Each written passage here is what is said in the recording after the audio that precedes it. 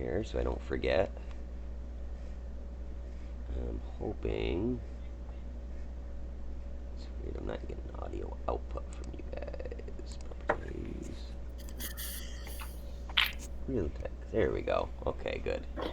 I remember to set my sound settings and I can hear both you guys, or both myself and you guys on the recording. Yay. Nice. Let's see. So we're waiting on Nick, right? Nick and Bill. And Bill. Stretch it Oh. a little bit here. Hey, Bob. That's what happened. Hey, Bob. I had my stop the government from staring at me thing on my camera and I forgot about it. I do that all the time. Alexa, have a put a reminder to tell me not to put that thing on my camera. Thank you. Alexa, shut up. Alexa, stop. Sorry. Our PlayStation used to do it all the time. It would just randomly listen. Like, me and Amanda would be saying crap to each other, and the PlayStation just pops up as like, we're listening. And I'm like, you literally yell at the, like, PlayStation, stop listening. It became like a running joke. I was like, the sheriffs are going to show up at our house one of these days because I said the wrong joke to you, and they're going to take it as the wrong thing. I get a kick out of like the people that are saying that there's like the vaccine is going to microchip them and they're going to be tracked forever. Meanwhile, literally everyone that says that is carrying a mobile device that just That waits tracks for them to everything you talk. do. Like, I like to tell people that really believe that. I like to just tell them that it doesn't matter because the vaccine is now gone airborne. All the microchips, they've gone airborne, and the only way to solve that is to wear a mask. I like That fucks them all up. They don't know what to do. They're like, just feed right into it. Feed into the stupidity and use it for your own purposes. Listen, That's Zach. cute. That is the way of the DM. Zach, come on. The scientists can put all the facts together they want. I read an article on Breitbart. I know what I'm Yeah, talking you did research on YouTube, right? Yep. Yeah, I've seen it. It's crazy. Oh, internet, you're nuts. I like that solution, Zach. That's like a real life Bart move. Yeah, no, it's actually, I can't take credit for it either. It was my friend Scott that came up with that, and I laughed the hardest I've laughed in a long time when I heard that. I was like, that's fucking genius. It puts them in a really hard spot because they either stick to their morals or they don't, you know, and it's like, either way, I win. I couldn't do it with a straight face, but I imagine you have that power. Sometimes. You guys help me with being good at lying, so that's good. Great. It's good practice. So yeah, you guys did a pretty good job of recapping it in the chat there of what had happened last time. You guys kind of, the people that wound up here had kind of a little side quest to go solve a beaver dam issue. I'm sorry, I still have not posted any more of these videos to YouTube. I'm like 3 ahead right now, so. But I figure that'll give me something to do when I actually have some downtime. So, yeah, you guys were able to convince these beavers to create like a floodgate and stop the flooding of the city. And yeah, a large portion of the water was redirected into the Yawning Portal itself and down into Undermountain. And as you guys observed, perhaps parts of that have gotten rather wet with a flash flood. Must have been interesting for the residents of Skullport and all the layers below. They got the share in the wealth. Yeah.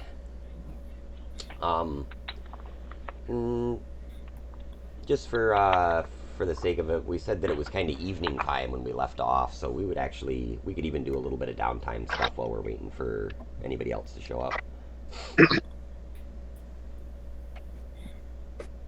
So if anybody has anything, Does Matt? Did you see the message? I did. You probably would not get a response back right away on it, is my assumption. Like, it would give Neverember something to think about, and he would just kind of be doing his Neverember political stuff.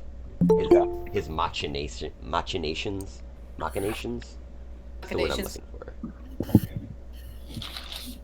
Like I said to Nick earlier, I got a lot of sun today, so if I'm extra If the words kind of fall out sideways, sorry. I do that shit all the time. Oh, Don't forget to hydrate, man. Yeah. Oh, I probably Hey, guys. I drank a bottle of Gatorade and probably 4 bottles of Hey, water Bill. today while I was out there. Hydration is key, Zach. Yeah. It's key, True no matter story. what you're doing. True story. What's going on, Bill? What's Hey, up, Bill. man? I'm exhausted. How's it going? I hear that. I don't know if this would be considered downtime stuff, but I would like to find the little girl that we saved. Yeah. You ask around, and I would say that fairly easily you'd be able to identify whose house that it was. Probably even just asking Durnan, he would probably recognize like a random house that's kind of off in the woods like that, like as somebody that maybe the parents came into town from time to time for a drink or a meal or something. And he can direct you to the aunt's house where you'll find the girl, and she's with her aunt and a few cousins.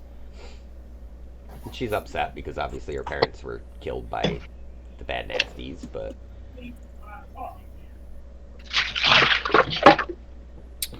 Yeah, I wanted to give her the stuff that we found in her house there, okay.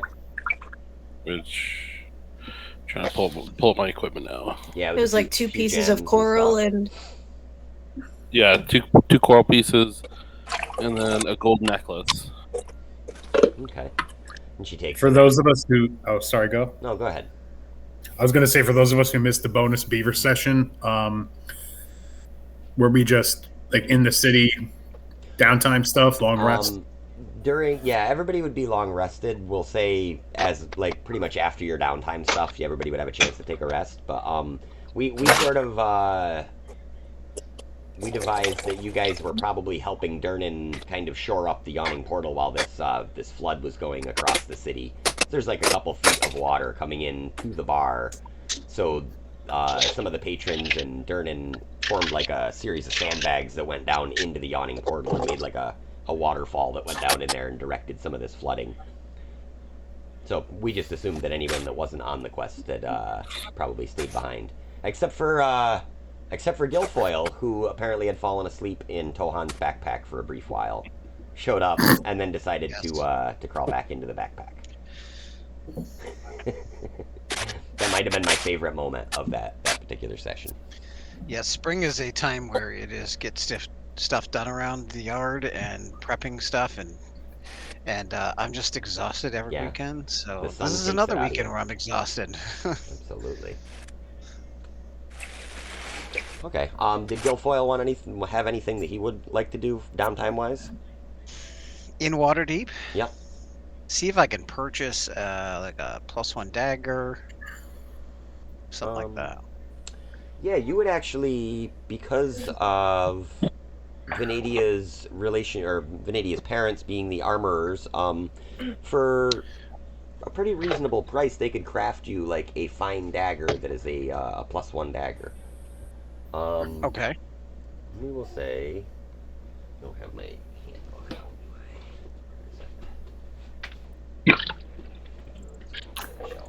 I will say it's going to be whatever the cost is in the player's handbook for a dagger plus maybe 25%.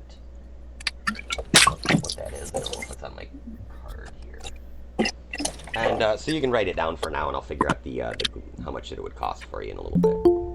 All right. do we each have an account at the Bank of Waterdeep from the money that we got for finding the trove? Or didn't we each get a percentage or some shit like that? Well, it's however you guys would have worked it out. Like, they would have done it however you guys had directed them to do it.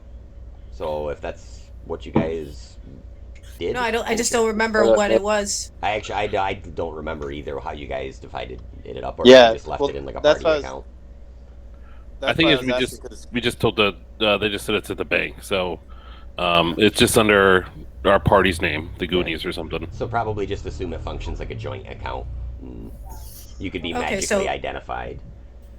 I mean, it's up to you guys if you want to split it up equally, or if we just want to hoard our resources so we can like try to get an airship or bribe a bunch of mercenaries to join us or whatever. Yep, and L'Oreal had actually offered the use of a few of their airships that were en route back to Waterdeep from over the ocean.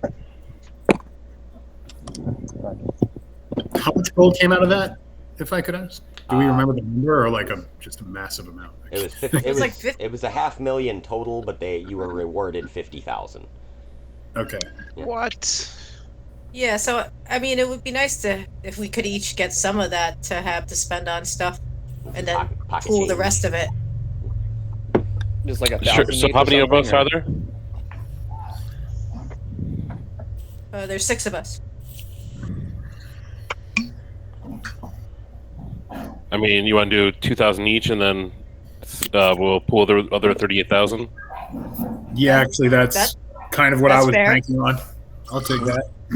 I'll take that as well. Okay, That's so cool. you guys are all withdrawing your 2,000 gold from the bank. How much can Guilfoyle steal? Fair Well, question. yeah, because I mean, unless the Bank of Waterdeep is credit is good anywhere we go. In town, yes, obviously, and they do have like associated banks in other cities, but out in the wild, there's no ATMs, obviously. Well, that's an interesting concept. If there was like a magical ATM out there somewhere. All right. So if everyone just wants to add 2,000 to their inventory, and then I can keep track of the bank stuff. Sounds good. Sounds fair. I trust the lizard. He's not just a murder lizard; he's also an accountant. I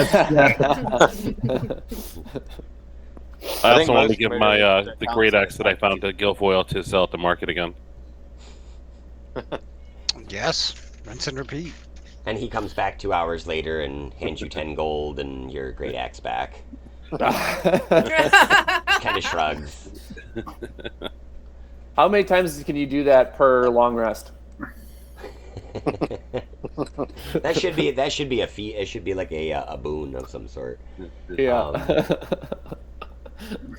So, providing that you guys do not have any other particular things you want to do for downtime, Bob, did you have stuff for Vault? No, just really quickly as an aside, I'm just gonna say that Vault gives like 1,000 of his share to the City Watch to bolster their defenses and keep the peace in Waterdeep. That's it. Okay, and A little cooler. your previous friend himself there, the detective that you had met, I cannot remember his name off the top of my head. Blastwind. Blastwind, Barnabas Blastwind. Thank you. You're welcome. He actually comes out when you make the donation, and he's, oh, my friend. Well, I hope you'll be happy to know that we've seemingly solved our case. We found the Nimblewright in question. He has been tried, and he's been found to be guilty on all counts. He appears to have been working with one Zarzad Zord, a merchant that had passed in and out of the city recently. Now, you would remember Zarzad Zord is the guy that you guys met in Skullport that wanted to get his hands on the Stone of Galore. Okay. He tells you, unfortunately, Zarzad seems to have left town. We'll catch him the next time he comes into port, though. I'm sure he won't suspect that we'll be waiting for him. All right. So I'll just keep a note that if we run into this guy, that he's got to have to be arrested and brought back to Waterdeep. Indeed. And I'll try to relay all that information to the party. I'm not sure if they care, but there it is. Maggie also wanted to actually cast clairvoyance and spy on the place that they had met the priestess of Loth, which I think was Zarzad's office, right? That was his boat, yeah. So, it's like a place that they're familiar with. So basically, the last place that they saw the priestess of Loth, will cast the spell that allows her to hear for 10 minutes anything kind of in the area. Okay. When you cast it, you come into what appears to be the conversation happening between two parties. Do you speak Drow at all? No. You would recognize it as being Drow, having heard it for just a bit on the boat from the priestess herself. But you hear a conversation just kind of going back and forth, and it seems to be one will talk, the other will speak back, and then after a few moments, both of them kind of laugh in this, the traditional bad guy laugh, we'll say. And then after your 10 minutes, it just slowly kind of fades away, and you're left without much of a clue about what you've just heard. But it seems that there is some transpirance occurring with this Drow priestess. So, right after that, she'll cast the same spell again, but with a visibility instead of auditory at this point. So she's kind of seeing if there's anything, any visual cues. So, you cut into the scene, and you see the Drow priestess sitting in her chair, this like kind of pompous, like lavish chair, and she's filing away at her fingernails, and she's kind of looking over, and in the clothes that Zarzad was wearing, a figure turns around, and you see that it's revealed that he himself is also a Drow and was apparently in some form of disguise or illusion before. You notice that he has a few differences. He's removed his previous hat, and he has now donned a large purplish kind of almost like a large brimmed fedora with a big feather sticking out of it. And he sports several earrings in one ear. And he has also buckled on a pair of daggers that were not previously present, that are very open and obvious, large sort of daggers. And they appear to still be discussing something, and in the middle of the scene, sitting atop a small pillow and on a pedestal, is a small ornamental crown that has what appear to be thorns made out of bone poking up out of it. And there's several dark jewels along the outside edge of it. Seems to almost be made out of stone and bone.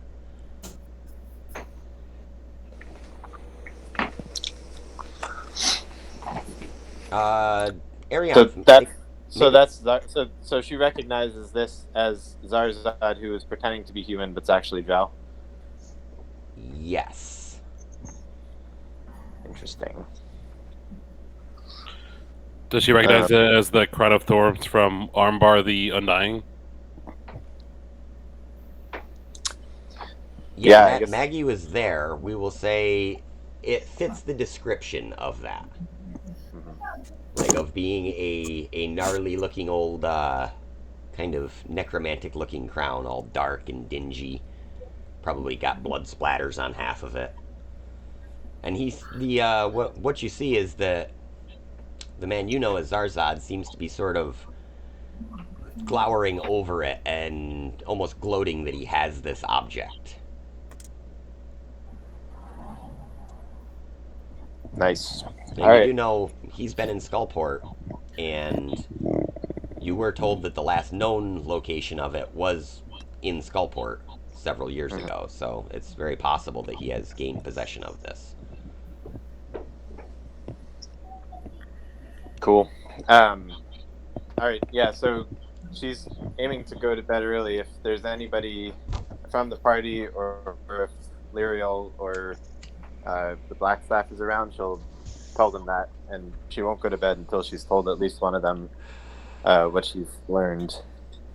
And then the other thing she's going to do before going to bed is meet up with her friends in the kitchen and make some donut dough and let it rise overnight. Nice. Okay. Yeah, and you, as you're showing them this trick that you know to make these donuts, they're laced in a way that they're gonna pull apart like almost like cinnamon buns tomorrow. You're gonna have these amazing donuts. And as far as Lariel or Vajra being there, they both left already. I would assume by the time that you've done the clairvoyance, if you did the contacting Neverember first and stuff, they probably would have left right after that, and then. But you do have a meeting with them first thing in the morning, so you would be able to tell them first thing in the morning as soon as you see them. Yeah. And she'll go to bed early so she can get up and make those donuts before the meeting. But if basically, if none of the party is in the inn when she learns all that, she'll kind of stay up until somebody comes back, let them know, and then go to bed. So that everybody's kind of in on the. Yeah, exactly. So when Falk comes back, that information will be relayed. Okay. All right. Vanadia. Hi, Nick. Mm-hmm. How's it going? How's it going? We're just doing we'll got quick time for one quick downtime action for Vanadia before we jump into the next morning. Anything that she'd like to do? She's just going to do her typical fire song ritual that she does before bed. Sharpening all of her blades and possibly, or maybe possibly in the morning. Are we leaving abruptly in the morning? You have a meeting scheduled first thing at Blackstaff Tower with several of the lords. Yeah, so she'll probably do all of her sharpening tonight, and then, but while she's doing her meditation, she's just going to be thinking on her parents and hoping that things are resolved for them swiftly, so that they can stop having that hanging over their head and worrying about her. Absolutely. As you go to bed, you actually you have a kind of a crazy nightmare. In this nightmare, you are climbing up the side of this mountain, and no matter how fast you climb or how nimble you are, it seems like it's always 2 steps forward and 1 step back. And as you approach the summit of the mountain, a face comes over the top. This huge, looming, unsurreal face that's 10 times, 20 times, 50 times larger, maybe, than what it would be in real life. But it is the face of that first Nyogi that you tracked. And it's just grinning down, almost like a giant sun in the sky over the top of you, and you kind of wake up with a start, and it's suddenly morning. That's such a good transition. I like it. Okay. Nice. So, it is now morning time. Hey, Zach? Yeah. I was just wondering if I could, during my downtime, if I could just study my alchemy book. Absolutely, yeah. We will say that you can probably... You can study some more of the potion recipes that were already in it, and are able to glean maybe some insight from the last batch that you made, and you maybe make a few notes in there to improve the quality of the potions the next time that you make them. So instead of being just a typical cure wounds potion, it might be like an extra strength version, you think, provided you can find the right ingredients to do so. Are there any other spells in that book besides the invisibility and the cure wounds? There most likely are. Let's see. Let me figure out which spells those would be here. Pull up my old friend Google.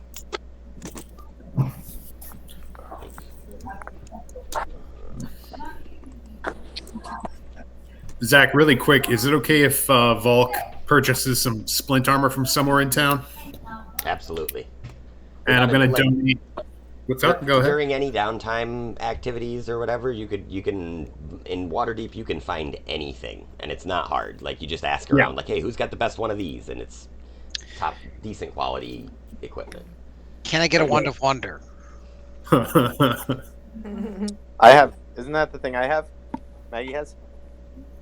Yeah, I mean, you could totally take it from Maggie without probably much of a roll. It'd be a competitive stealth check. If you ask Maggie for it, she'll hand it to you and tell you not to use it.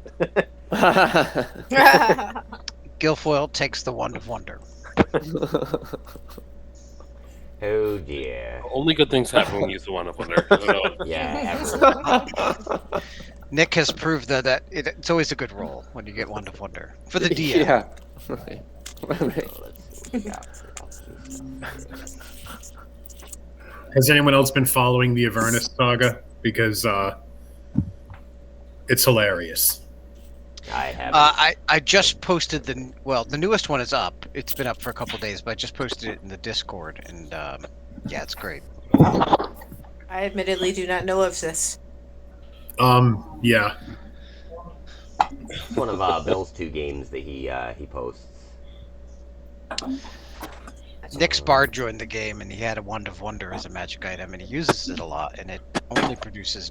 It's a percentile die that you roll, and then an effect happens. The effects have all been bad so far. No, I summoned a rat that ran away. That wasn't bad.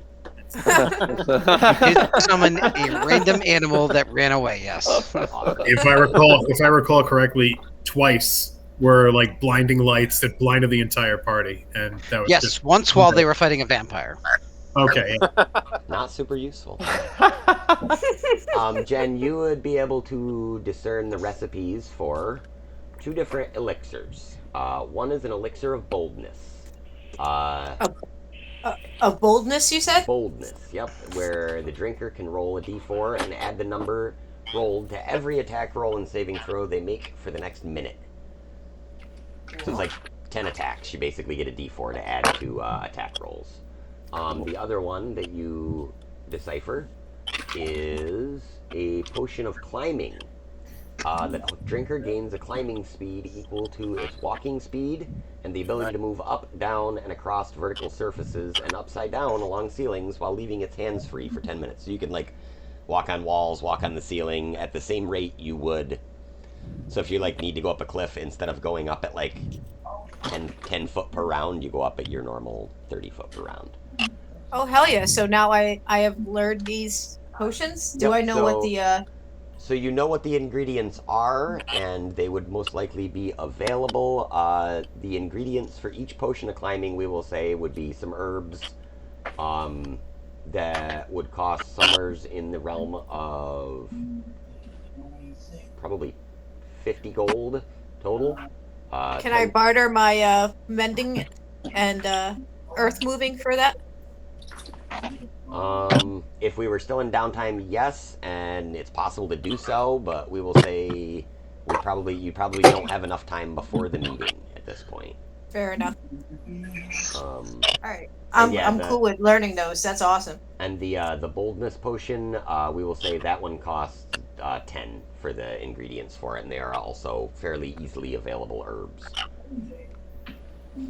Cool. So I feel like you learned both of those directly from the beaver experience, both the beaver's judo attitude and the falling down the rock face.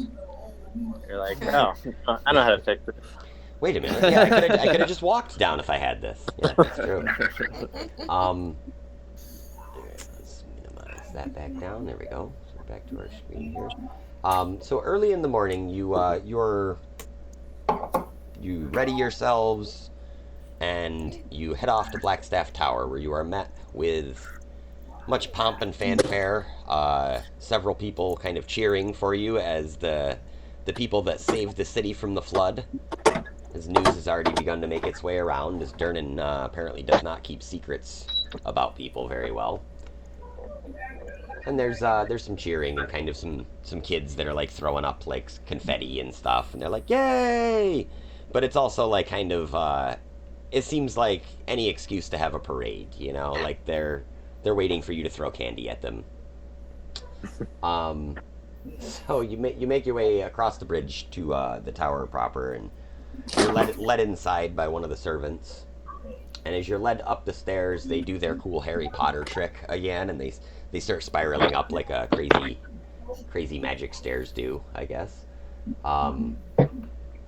And you arrive in the Vajra's antechamber, where there is again, seemingly too long for the room table set out. Like, judging from the outside, it doesn't seem like this table would fit width-wise in this tower. We've got a very strange TARDIS-like effect going on again, and it's a little bit disorienting to you. But standing in the room are several people wearing sort of black, like costume ball masks. The first of these appears to be a bald man wearing a full set of plate mail, and hanging by his side is a massive warhammer. He looks at you upon your entry and he kind of nods, like acknowledging your presence. Standing next to him is a person not wearing a mask. And I'll show you what he looks like.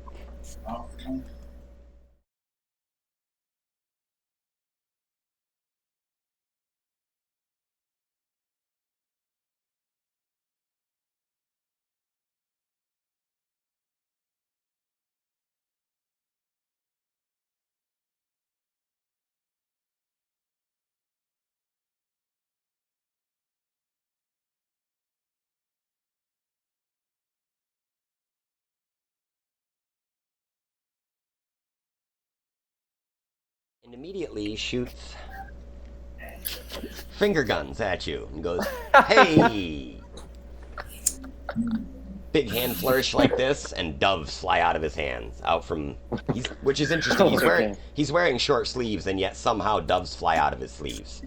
So he's like the Fonz and Chris Angel kind of rolled into one. Yes, oh so much. And he looks at you and he goes, "Nice to meet you. My name's Jim Dark Magic." He walks up to Arianth and does a little hand flourish, and a little flower appears in his hand, and he's like, "Milady." He's also I just kind of raise super an cringe. eyebrow at him. And he just Colin takes the flower and eats it. he looks and he's like, "Huh, I'll have to remember that one." Then he looks over at Mag and he goes, "Milady," and does it again immediately. This time with one hand flourish and a dove coming up. His hair's falling down in front of his face. Big deep bow. "Jim Dark Magic, at your service. Stage magician extraordinaire."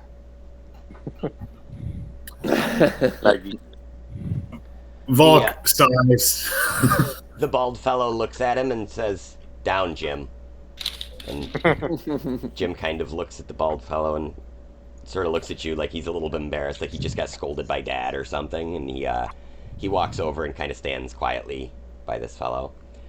And the fellow walks up to you and he says, "It's nice to meet you. I hear you've done a lot for the city. I'm one of the Masked Lords. My true identity is not important, but suffice it to say that I have several financial endeavors here in town that were preserved by your actions, and I appreciate it." I check his pockets. All right, give me a stealth roll.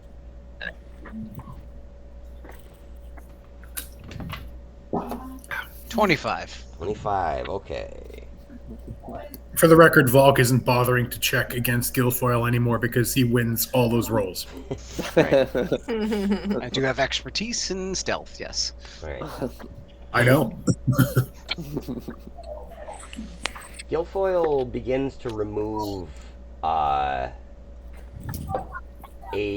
small document from this man's pocket, and the man says, "Please put that back." Very, very just casually, but like, "Get your hand out of my pocket." Guilfoyle says, people should not just be leaving things laying around. That's how things get stolen. It's a good thing I'm here to make sure your documents are secured. I put it back. He says it is never a good idea to attempt to touch a documancer's documents. He says, "You see, I function here as a, well, we'll say a bit of a legal advisor to the other lords. If a document needs to be written, me and my associates are the ones that are best suited for the job. Now, the real question is, what can I do for you today that you can do back for me tomorrow, possibly with interest?" Maggie puts the donuts on the table and offers them, thanks them for their hospitality. Right. Vajra immediately, the Blackstaff, she comes running over and she's like, "Ooh, donuts!" Oh yeah. L'Ariel's kind of like just looking at her like, like Vajra is literally just picking up like 2 or 3 donuts and like just eating one as fast as she can, like she hasn't had a donut in like 6 years. Maggie loves it.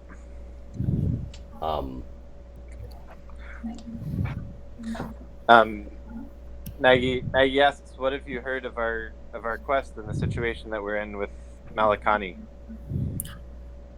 Another voice speaks up from the corner of the room at this point, a young woman's voice. It's a young noble woman dressed in kind of fairly plain gowns, all dark colors.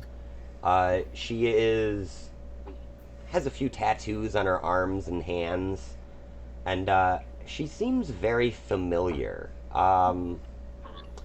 If anybody wants to make a perception check, please do so, to see if you recognize this person. I'll give it a whirl. Nope.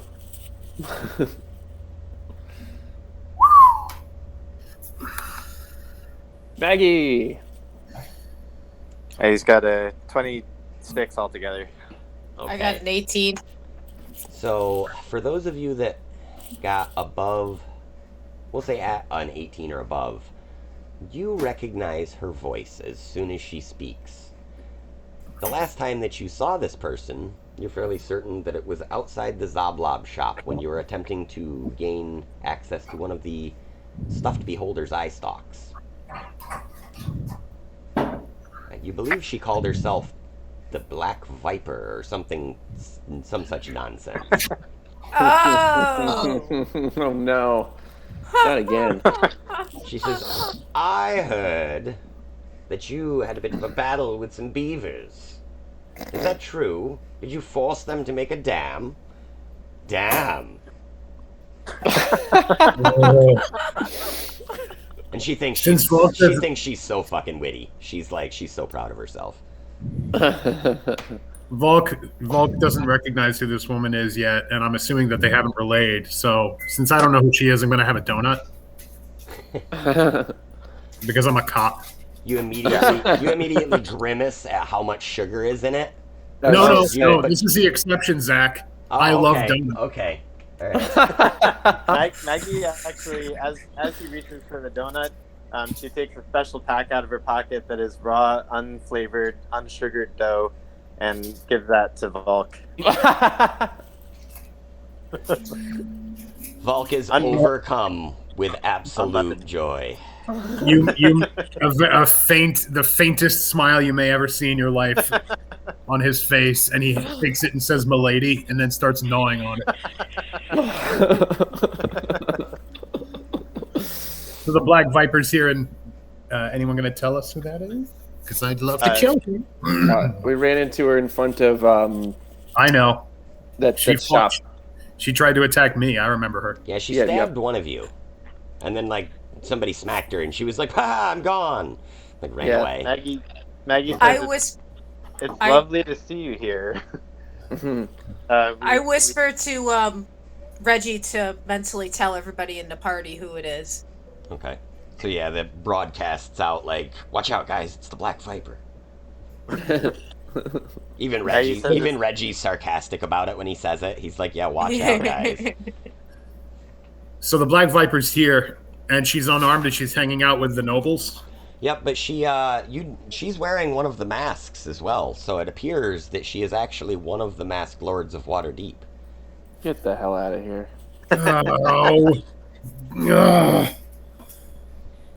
See, never respect authority. Maggie's being validated. At this point, I'm gonna walk up to her. I'm gonna walk up to her and say, "What is the meaning of this?" As I gnaw on my donut. She says, "Oh, I hope you don't take it so hard. I know you recognize me, but please, let us let bygones be bygones. After all, it was just a contract. We get those here time and time again." L'Ariel says, "I wish that you would be more like your father. All you young girls don't know the sort of responsibilities that you carry." And she's saying this to the Black Viper at this point. And Vajra goes, Ha ha! With a mouthful of donut and points at the Black Viper. Aaron is just smirking all, during this whole time. Lariel explains to you that the Black Viper is a position that Waterdeep has held in secret for several years. It is essentially the court assassin. However, some people don't seem to take it as seriously as others, and she's kind of staring at the current Black Viper. She says it's a position that's been passed down through the generations of nobility.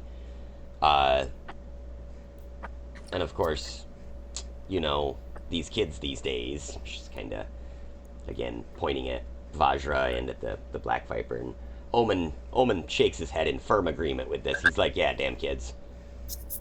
Like, he wants none of the nonsense. He's like, yeah. He says, well, it would appear that one of our own has hired our companion here to eliminate you, and yet she does not act now. Why is that? And the Black Viper looks at him and goes, they brought donuts.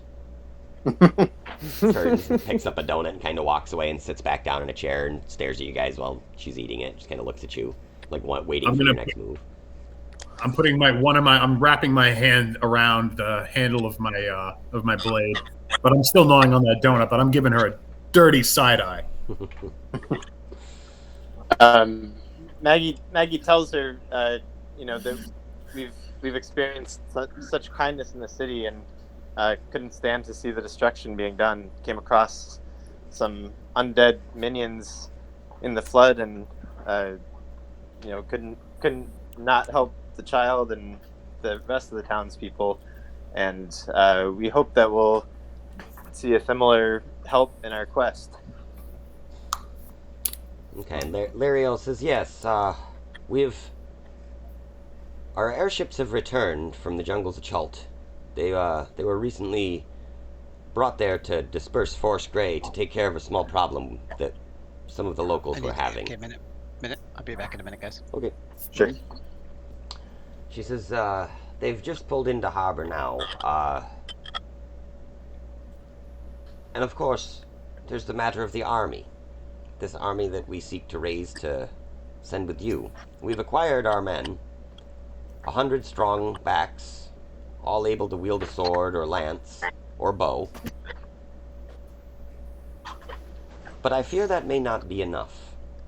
You see, we have sent messengers on wings to the east, and it seems that it is worse than we feared. Malakani's army is spreading across the entire east. He has taken town after town. He spreads like a plague across the land. And he's headed this way. He was seen last to the east of Cormier, a few hundred miles. His army of the dead, steadily marching through woods, swamps. They don't need sleep. They don't have to rest. And they're coming for us. She says, I do believe that my earlier deduction may have been correct. I believe he wants to get his hands on the crown of thorns. In his hands, the crown would make him nearly unstoppable. It would bestow upon him the powers of the god of death. And this is what that drow has? Yeah, as far as you guys can tell. It seems that he has this. Everybody else learned, but I guess Lyriel and Vajra wouldn't know. Yeah, I mean, you can tell them. You can tell them at this point if you want. Right. Maggie gives the whole group kind of a warning glance, and tries to just get them to not mention it yet, and see kind of where that takes them.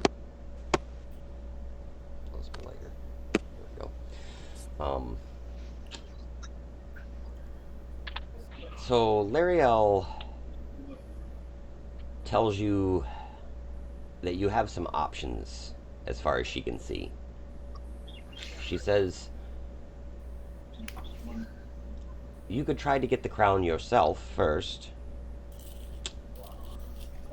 although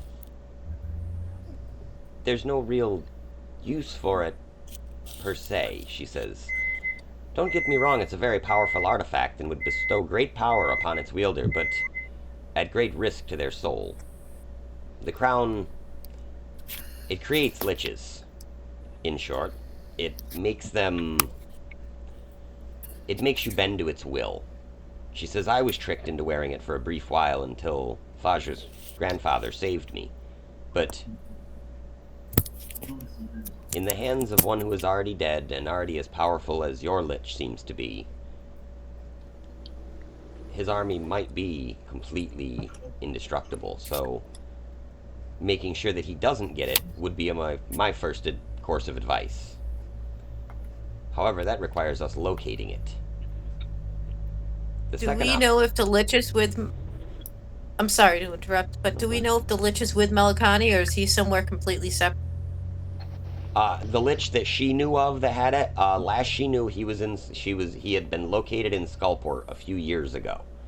Oh no, I mean the lich that we have been fighting originally. Oh, that is Melikani. That is Melikani, yeah. Oh, okay, my fault. I thought that was the other twin for some reason. No, that's Nexa. Nexa. Yeah. No, I mean the male twin is Melikani, though, isn't he? No, well, he's Nexa, possessing him right now, as far as you can tell. But that's what I mean. Where the lich himself, is he like physically possessing him, or is he mentally possessing him from a different location? You have not seen this lich yet. Like, of his physical body. You haven't seen, like, some undead guy with skeleton hands going, ugh. Like, you've only seen the twin that looks like, you know, he didn't look as healthy as he did when you guys saw him in his hometown. He just looked like he had been kind of sapped of some energy and stuff, and he was clearly under the control of some dark force, but... Gotcha, so we have no idea where the actual lich is. No, you know that he rules a kingdom to the south in... south of where Kalia is, called Terabir, somewhere's in the desert. And you know that it's far off to the east of where you are right now. It's Gotcha. actually kind of on the other side of the globe, if we were trying to put it into perspective. Lariel kind of mentioning this is like, there are several options to get you back to your war, which has somehow become others' war as well. The first is the obvious, to travel across land via airship. It's a little safer than across the water, although it'll take longer, almost twice as long, in fact. You could head to the west, across the seas, and take your chances with the storms, and whatever other dangers may be lurking out there. She says, there is one other option. We have sent messengers north to Neverember and south to the leaders of Baldur's Gate. We are trying to rally a greater force. We are going to see if they will also send men. But we need a course of action first to decide where we will go next.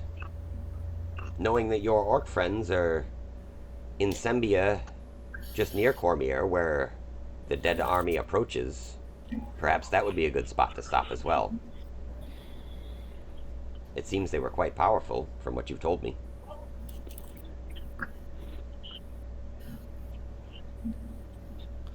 So she's basically suggesting to you guys, pick a direction and commit of either head east via airship or west via airship, or you could choose to wait and see what the response is of the armies to the north and the south. Although, you know, Neverember may not be super happy with you guys right now because you just cost him 500,000 gold. That he stole. Yeah, that he stole, admittedly. He's still probably not very happy that he doesn't have his stolen gold, though. I mean, yeah, if I stole 500,000, I'd be trying to hang on to that for sure. Yeah, exactly. You know what I mean? Easy come, easy go, you know. Aren't the orc armies that we brought with us are like helping protect him from the giant ice dragon? Like, he can calm down. It's all right. Oh yeah, I think the orcs killed the ice dragon, and they actually reached out to Maggie saying they needed help. And knowing what we know about the crown amongst ourselves that we haven't shared yet, I mean, that might be something we want to address as well. Yeah, well, I mean, she said that we could destroy that crown by putting it on the avatar of Telempor. And the avatar and the god of law will destroy it. We don't know where that is, right? No, I think it's a person, right? Yeah, it's like a living avatar, like a human or a creature or something that is the living avatar of this god. He's somewheres on the world. But the crown itself can create interplanet travel to another sphere, and is cursed. Yeah, it's a pretty boss hog item. So they learned about that avatar thing from Lariel last night, right? Mm-hmm. Yeah, Maggie asks if they have any concept of where that avatar would be or any way to find him. She says the clues that we have lie in the poems of old. Supposedly, the last time that the avatar destroyed the crown reformed after thousands of years, and it became its current form. Let's go. There we go. Let me turn back a few pages. Bloop. She says, "You know of the Dock 3 that I told you of? Mm-hmm. It is rumored that during the great time of great troubles, that one of these Dark 3 was in great danger and put himself into this crown. He was Merkel, god of death, ousted by our current god of death, Cyric, I think. She says that the best bet to find the avatar of Kelemvor may be to go to the fields of Rezamark mentioned in the poem. She says, coincidentally, those are in between Cormier and Sembia, in an area called the Borderlands.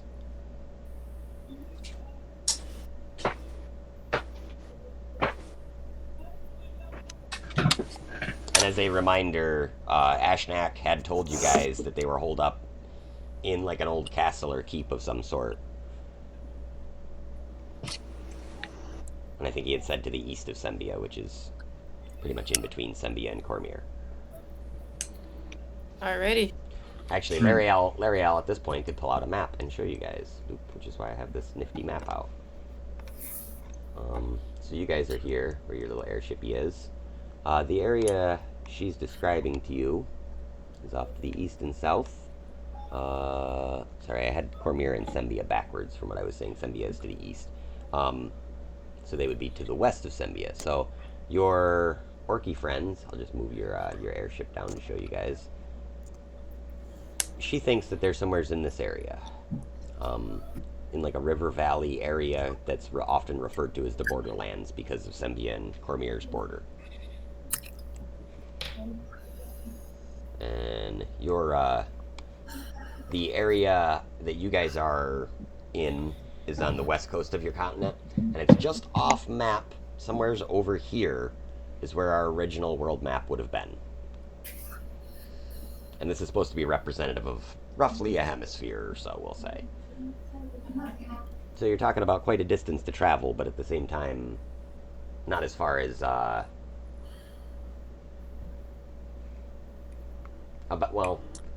it's not as far to go to the west and cross the oceans and make it back over here, essentially. It's kind of a weird stretched out map that I'm on, so it's not necessarily to 100% to scale. So we have use of the airship, or she can just bamf us there? Yeah. You have use of the airship. She says that that's out of her current capabilities to teleport anyone. Like she can kind of bamf people around like locally because of like the Waterdeep sort of like magic aura, and like Vajra can, that is, not Lariel, but because she sort of gains extra power in the area of Waterdeep. So basically, if we were to grab this crown and hop on the airship and head towards where the orcs are, that's kind of around where we would start searching for this Avatar, living right? god avatar, right? Yep, that's the clue that you guys have been given as far as the starting point of something like that. Volk likes Well, that idea the most because if it's for the god of law, that's good news for him. well, we gotta help our Uh, orc friends, and if it kind of kills two birds to go there with the crown anyway. Mm. Though we don't want we want to make sure it doesn't get into the hands of our enemy, obviously. Yep, agree. Maggie asks the lords, do you think that there is a place where we could stem the tide of Malakani's westward motion? She says yes, and his army seems to be rapidly approaching it. The Anarok Desert, which is this area right here. She says this is what is known as the magic dead zone. Magic doesn't function normally here, and often if it functions at all, it goes wildly awry. She says this will create some sort of a natural border for him. He will most likely have to go through the high moor or go south through the southern part of the continent. I'm sorry, I can't really even read the low-res stuff here. But she basically directs you and says that... Here, let me do it this way. Bloop, bloop. She says Malakani's forces have created a line moving across roughly here. He's approaching the east of Sembia, and he's been seen as far north as the Great Glacier, which is kind of like the North Pole like area that wraps around the whole planet.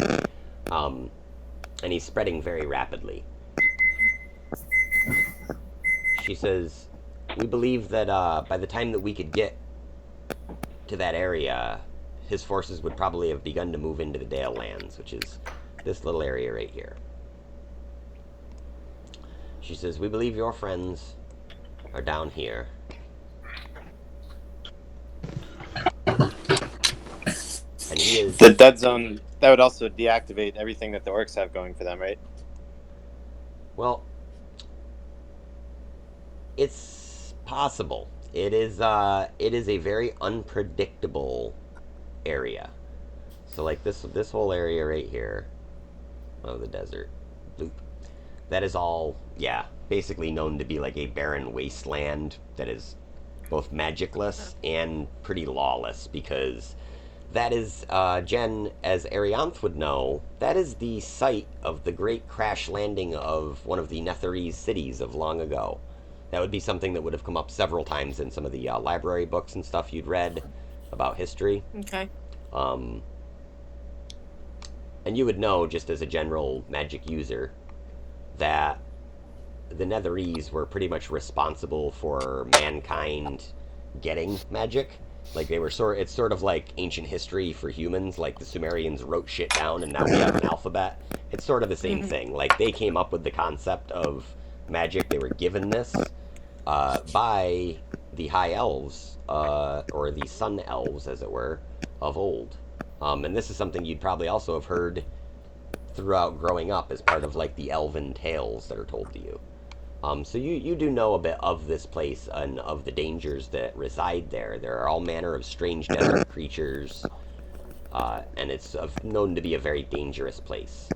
Lariel tells you that she thinks that Malakani's forces essentially would be funneled through the high moor if they're trying to get over to the west. They would be going like that way.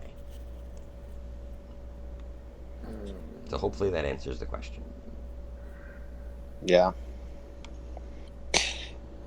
Yeah, Aggie asks the room in general, the weakness of a lich is that their forces are entirely reliant on that lich. So if we can somehow separate him from his forces or find a way to assassinate, of course, that would be the quickest and most sure way to Yeah, end that's my everything. feeling too. There's Cut too the head many off of and the them body will fall. to try to like fight. That's all why I of was their asking where troops. he is. Yep. Yeah, he his city, if we had to try to put it in a rough area, would be, oh, I can't draw on the knot table, can I? Shoot. It would be like kind of where my pen is marked over here. Like he was on a coast, and I've got the map still, and I can show you guys that map if you want as well.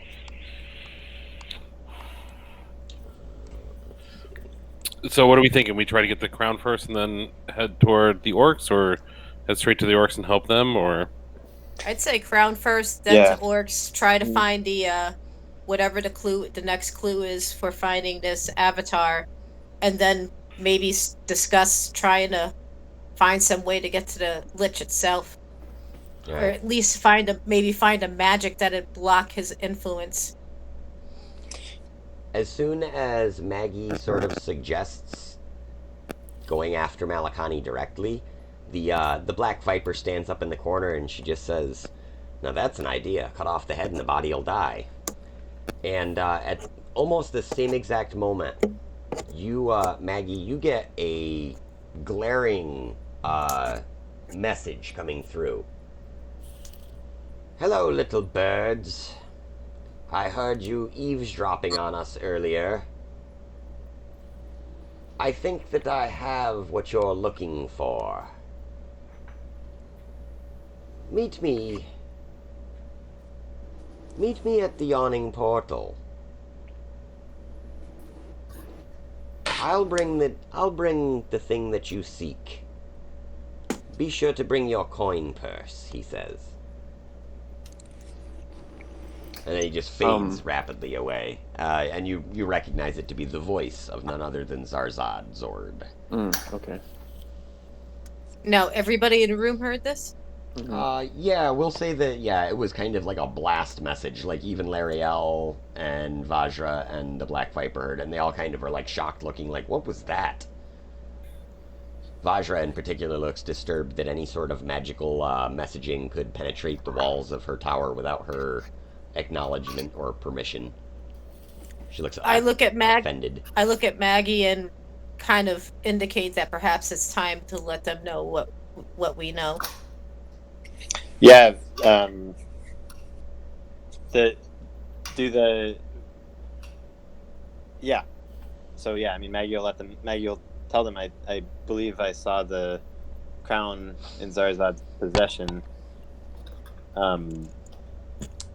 Zarzad does not know that he's like wanted in the city, or we don't know that, I guess, right? Yeah, you don't know. He might not know. But he's obviously like has reason to be really, really cocky about it. He sure seems to be acting cocky about it, we'll say. Oh, at this point, the bald fellow standing there in the mask looks at you all and he says, "I believe the time for these pretenses has dropped. If you would be so inclined, perhaps I could handle this for you. You see, I run a small group. We specialize in acquiring things." And he hands you a small business card. Here, actually, I'll see if I can find the logo for it, because that's fun.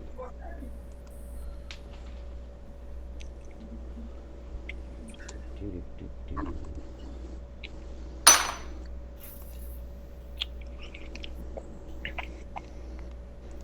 Sounds like we met some royalty.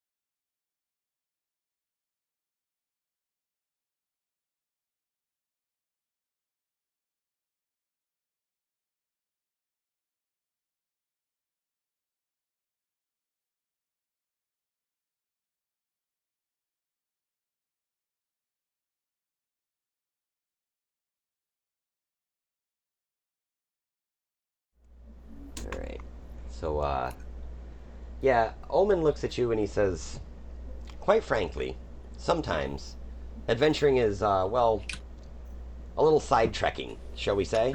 And at this point, he's now shifted from, like, Lord mode into what seems to be, like, full-blown used car salesman pitch. Like, he is trying to sell you something and you don't know what yet. He says, it's often desirable to acquire certain, well, acquisitions in life and in adventuring, and oftentimes we find that as a busy adventure schedule does not permit to complete all available side quests, we can be, for a small fee of one reasonable favor at some point in the future, our organization can be commissioned to take care of certain things, he says. Usually in a fairly expedient manner and often without death. Now, what I'm proposing is a simple business arrangement. Service of location, acquisition, and return in exchange for a simple favor to be paid back to myself and my company upon request in the future. Unlimited up to a number of years.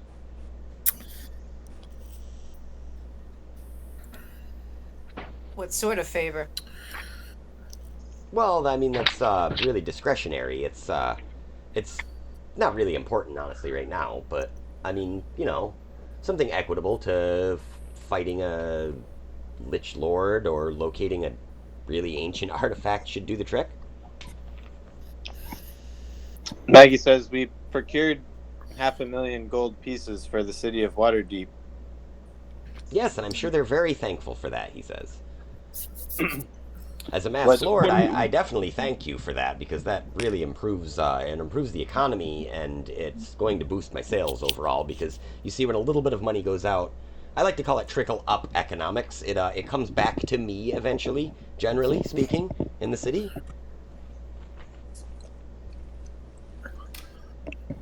So what are we talking here? You're going to get the crown for us, and then we just owe you a favor later on?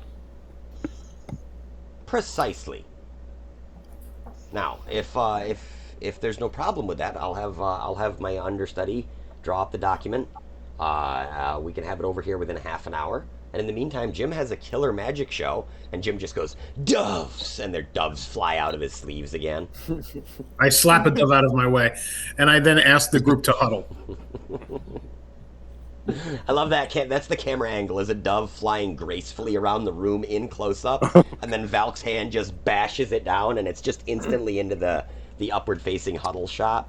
And I'll say, okay, do we think that we can deal with this ourselves at the Yawning Portal and get this crown so we can head over to the east and try to locate our avatar and help our orc friends? Maggie says no, but we are surrounded by powerful magic users who are just as motivated as we are to solve this problem. I don't know that we need to be part of a undefined future favor to be called in at any time. That could work against us in the future. Yeah, I'm going to need specificity on what that favor is up Yeah, front. agreed. No, they can't enter a contract without knowing the terms, so... I'd like to know what he wants from us, because if not, we may as well just go to the Yawning Portal ourselves and try to see if we can barter for the crown. Or just take it if this guy is already wanted here. Yeah. We can try to arrest him, but I haven't had luck so far. Anyhow, okay, back to the discussion. Maggie asked, what is the dude's name? You said O-N? Omen? Omen, he introduces himself as Omen Dran. Actually, he introduces himself as Ominifus Heroin Dran. All right. Maggie asks Omen, what is the relationship between Acquisitions Incorporated and the city of Waterdeep? He says, we have a franchise here. We have one in Baldur's Gate, too, that just opened as well, and there's another one in Red Larch. We tried one in Neverwinter, but the Free Trade District is kind of rough right now. It's sort of an emerging market, so it didn't really take off. We didn't have a lot of success there. I say to him, all right, let's stop beating around the bush here. As a documancer, you know that we can't enter knowingly into a contract without knowing all the terms. What is this favor you're going to want from us? Well, there's nothing specific that I have in mind right now. It's more of like a, I scratch your back, you scratch mine sort of deal. It's always guaranteed to be in the best interest of both parties, shall we say. And Reggie actually speaks up at this point and says, that's actually quite true. He says it says equitable right in the contract, and he's bound by it as much as you are. So, no matter what he does, no matter what he asks you to do, you are only required to perform an equitable service for him that he performs for you, such as achieving or acquiring this crown. It seems like he would be able to ask you to acquire something for him. That does seem to be provided that your back's no bigger than mine to scratch, then I'm certainly willing to entertain it. Yeah, I think as long as the wording says that, it's like a future favor that benefits both parties. Yeah, and it clearly reads at the bottom, all parties shall be completely released if this contract is fulfilled, at some point in the future. Like it clearly states, like in plain readable English, that that the contract will terminate as soon as the favor is repaid. Yeah, as long as the favor can't be like self-harm or like murdering children or something. Yeah, that's all included in it too. It's like a standard like Nick said, boilerplate kind of thing where you can read through it and be like, okay. Volk I again quietly ask. Oh, sorry. I was going to say, Volk reads a document and he appreciates the legalese. So, Volk concedes that we'll let this guy deal with the crown because we need to get over there now, and then we'll do a favor later if it's all equitable with everyone. I just quietly ask Reggie if he thinks there's any reason why we shouldn't sign a contract for that. He says, it seems like it might be a reasonable way to get this crown much faster than you would otherwise. Well, then I agree. If Reggie doesn't see anything wrong with the idea, then and the contract is equitable. Maggie breaks out her abacus of counting and kind of makes a show of tabulating the favor that they've done by recovering 500,000 gold for this business that's going to profit off of it. It seems we've already scratched your back quite considerably, and we would be happy to do so again in the future. Make me a persuasion check.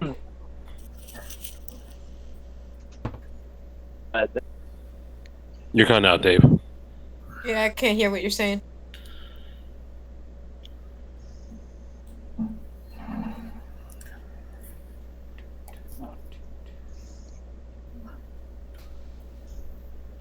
Oh no, internet. All right, so 22 altogether. Okay. She's trying to persuade him that. Can you hear me better now? Yep. She's trying to persuade him that basically they've already done him a huge favor, and that they're willing to make this trade, but that they also need him to commit to making sure that their quest is unimpeded, basically, and that they, any reasonable help that they can give in the future towards defeating Malakani, that they would also give. Lariel looks at Omen and says, Omen, you know this is for the best. And he kind of sighs. But he is notably impressed with your abacus work and actually says, so when this is all over, we are offering internship positions. I mean, mostly to anybody who applies, because there's constantly positions that need to be filled, trust me, he says. But anyways, yes, I suppose we could arrange for a little more help than just getting this crown. We could also lend our ship to the fleet. We do have our own airship, and he shows you a picture that he carries around with him in his wallet. It's like when the guy pulls out his picture of his car in his wallet instead of his kids. He does one of these with this, and it's this giant, looks like a standard sailing ship, except for there's a giant balloon, a big red balloon attached to it that has the Acquisitions Incorporated logo clearly broadcast across its 40-foot balloon. It's like the Goodyear blimp, but it's for AI. He says, With this, we should be able to make pretty good speed across land if you wish to go that way. He says, but first, if you'll all sign this, there's the matter of this crown. Let's take care of that All right. first. The only other thing I would throw out there is that this favor will have to wait until our personal quest is done before we can help him in any way. Oh, yes, of course, he says. Yeah, we can't jeopardize our mission. Absolutely. I understand priorities. First in, first out. Absolutely. Right. So provided that you all sign the contract, he looks over at Jim and goes, Jim. And Jim goes, and snaps his fingers and disappears. And one of you looks at Omen for a moment and starts to speak, starts to say something, and he goes, looks at his wrist like he's looking at a watch, although there's no watch there. He just looks at it like, 1 second. And again, poof, a portal opens and Jim comes out, and he's standing there with this drow standing next to him. And Zarzad steps out and says, well, it seems my jig is up. So, Omen. And again, Omen at this point has put his mask back on, and Zarzad says to him, so, Omen, and Omen goes, ugh. Like he's so irritated that somebody else knows who he is. After he's made this big show in front of new people about not letting people know who he is. And he says, well, I would have suspected as much. Why don't you tell them your real name? And Zarzad turns to you now, full drow, purple robes, all in this brigantine attire, something similar to what you would see on like a Spanish galleon captain from like the, 1400s. But again, just bejeweled, crazy outfit. And he says, Jarl Axel Benry, at your service, with a deep bow. And he says, of House Benry. I hear you're looking for this. And out from behind his back with a sly flourish, he pulls out this crown. And it is, in the room, it is much more, what's the word I'm looking for? It has a gravitas when he pulls it out. Like, people in the room somber. Like, Larial in particular looks at it, and her face drains of color as though it's something that tortured her in the past. She looks visibly shook by this, and she has yet to look visibly shook by, stories of armies of the dead and everything else. But she sees this thing, and she's like, I think she gets a little pale in the face. Vajra looks at it, and she's got more of a curious kind of look in her eye towards this crown. She's just looking at it like, a crazy powerful magic item that I haven't touched yet. And he said, Jarl Axel at this point looks over at Omen and says, so, I assume that this fulfills my end of the bargain. And Omen says, yeah, I mean, you're still a little short, but we'll call it even. You were pretty quick. Jarl Axel sets the crown down on the table. He says, well, if that's all you need, I'll be on my way. And he begins to step back towards Jim's portal. Jim's standing there practicing card tricks with one hand while holding the portal open with the other. Not really paying attention to the situation.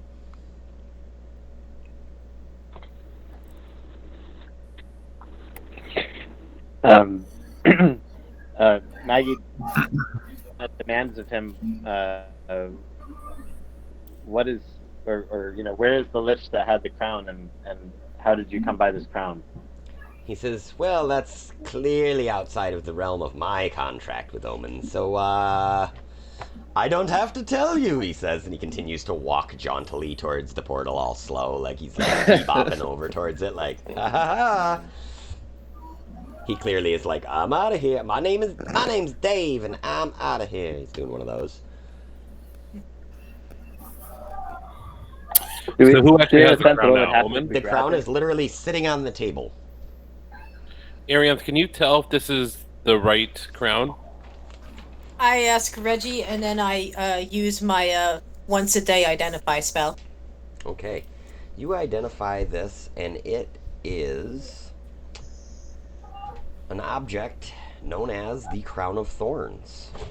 It is, in fact, the real Crown of Thorns, and you can tell this because it is possessed of an evil presence within it that is more powerful than you have felt since being telepathically contacted back in Kalia. It feels as though there is some mega evil trapped in this crown or stationary in this crown. Let's see, identify allows you to kind of get all aspects of it, correct?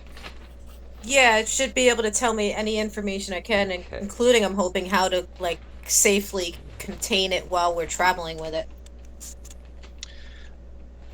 Guilfoyle puts it on.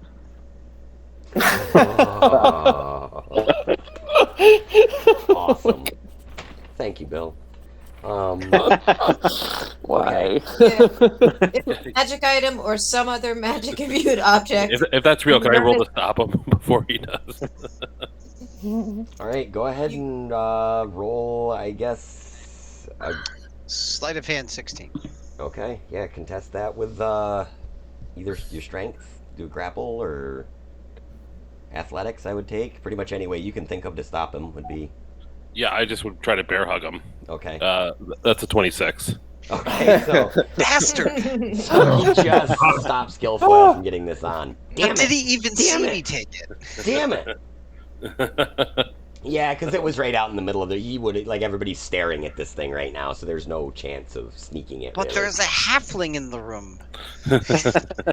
Like, yeah, it's like you a should hand- have Ohad tried to only roll needed with half stealth of his arm to bear hug you, so. Yeah, and that is true. Yeah, you tried to sleight a hand before a stealth, so you didn't sneak it. You just tried to grab it. Oh, you're lucky. All right, so my identity spell Identify tells basically. you this crown does in fact have its origins, like much of the other traditional kind of antiquity magic in Tyrell. It has its origins in the Netherese people. It was created by a Netherese sorcerer, and it's sort of like this. We'll say that this sort of flashes through your brain as like it's like Wait. time-lapse information coming in, kind of. I just have a that's the crown of horns Yes. Thorns. with an H? Yes, I I'm thought sorry, it was a I crown of thorns. I might have been saying thorns, and I'm sorry. Yes. And I thorns. was like, I'm gonna just take this. Yeah. All right. Okay. All Again, right. I Thank say, you. damn it! I wish I could have kept a straight face. So it sort of goes through like you sort of see Thorns, like a beep, flash beep. of. Yeah, no, it is horns. Unfortunately, I should have said horns, and I said thorns because I misspoke. But yeah, as it goes through this this history, you sort of see in a time lapse fashion just this montage of wizard after wizard finding this thing, putting it on, becoming a lich, and just terrorizing the world in their own fashion until some hero stops them. And usually the hero stopping them involves someone putting the crown on and destroying it, and you can only assume that the person is the current avatar of the god Kalimvor, as you were told. It even goes through a brief moment where you see the lich Armvor, the Undying, the one that kidnapped Lariel. You actually see that play out in front of you, where Lariel is tricked into putting the crown on, and it sort of imbues her with its darkness, and she is brought down into the city of Skullport for a while, and beneath that into Undermountain, and spend some time there. You actually get a chance to see Vajra's grandfather show up and defeat the lich at least enough to save Lariel and then escape. He doesn't necessarily kill it. And then the crown is there's sort of like a gray period, and it eventually goes to the next thing, which is Jarl Axel having the crown. And that's the history zaps through your mind. You can tell that this crown will bestow an aura upon any who wear it. It gives the ability for the wearer to force anyone in sight of them to roll a saving throw versus being frightened, a wisdom save versus being frightened. It allows the wearer to control any undead. It allows them to teleport both on this plane and others. So it's literally like one of the most powerful teleportation items in the game. Um, and the wearer can cast a ray of undeath a number of times per day, uh, or I'm sorry, ray of death ray, a number of times per day, which would require a dexterity save versus death. So like it just instantly kills you if it zaps you, or on a successful save, you take 4d12 necrotic damage, and I could have been a god. There is an associated object there's an object associated with this crown that you can sort of tell that the crown seeks to be reunited with, and it's an object called Merkel's hand. Which is a gauntlet of sorts. It's like a glove, and it sort of sends into your mind a picture of this gauntlet just casting out this black fire. It looks like just absolute darkness, but burning, and it shows something being burnt by it, and as it's being burnt, it becomes this undead wraith. Wow. Yeah. Does my spell give me any indication of how to safely like carry and contain it while we're traveling? Can I ask Reggie about that? It just seems like if you don't put it on, then it doesn't affect anyone who just touches it, but putting it on your head seems to activate the crown immediately. Whoever wears the crown will become immediately attuned to it. You also oh sorry. I was gonna say, you also detect that this crown does in fact seem to drain life energy from the wearer, and will eventually, after a period of time, turn the wearer into a full-blown lich. Okay. So you might not have been a god, Bill, but you would have been a pretty close. Cool, we could have been hunting Bill to death. I just now, imagine can Bill like the still lich holding. sense this crown? The thing is, he kicks like a toddler. Yeah, will the lich or any of the sorry, will the lich or any of the his other minions be able to sense this crown now that we have it?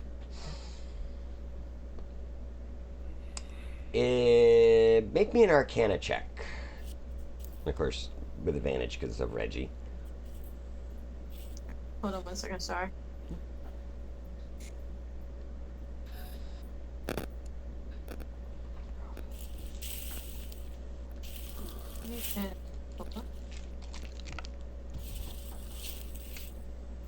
Yeah, I'll definitely be taking that one. 19. Okay. So you have a nagging suspicion, arcanically, as like a magic user, that there's going to be a way for him to detect this. Like if he's looking for it like L'Oreal thinks he is, then chances are he probably knows right where it is. Like, or at least close to where it is. You know, he might know that it's in Waterdeep at least. That seems to be like what you would kind of intuitively think, that being a magic user. I tell everybody in a general synopsis of all the key important points of everything I just learned, and then I turn to the black staff and ask her if there's any way she can help me come up with a way to hide the magical aura of this crown so that nobody can sense where it is while we're traveling with it. She says, yes, I think that would be possible. I may need a little time, but no more than an hour or two with it. Perhaps I would take it to my study, she says. This is the most serious you've seen Vajra yet. She's actually, like, pretty into this crown. She's been looking at it the whole time, like, really, since it came out, like, the donut, like, dropped out of her mouth, and she's, like, just staring at it. Yeah, she's getting a little drooly over this thing. I ask if I can go along with her, because I'm a little worried that she might be tempted to try it on. Mm-hmm. She says, me? No, I would never try it on, but, I mean, yeah, you can come with me, that's fine. I would like to learn from... I enjoy watching other magic users work. Okay. I'm always up for learning more. All right. I suggest that Maggie should also go with her, if Maggie's cool with that. So Maggie's been not paying attention to any of this because she's really focused on the drow that's about to leave via portal, and I would say would even like run to put her body in the way, and is basically shouting about like, we need to know how you came by this crown. This might be an essential part of.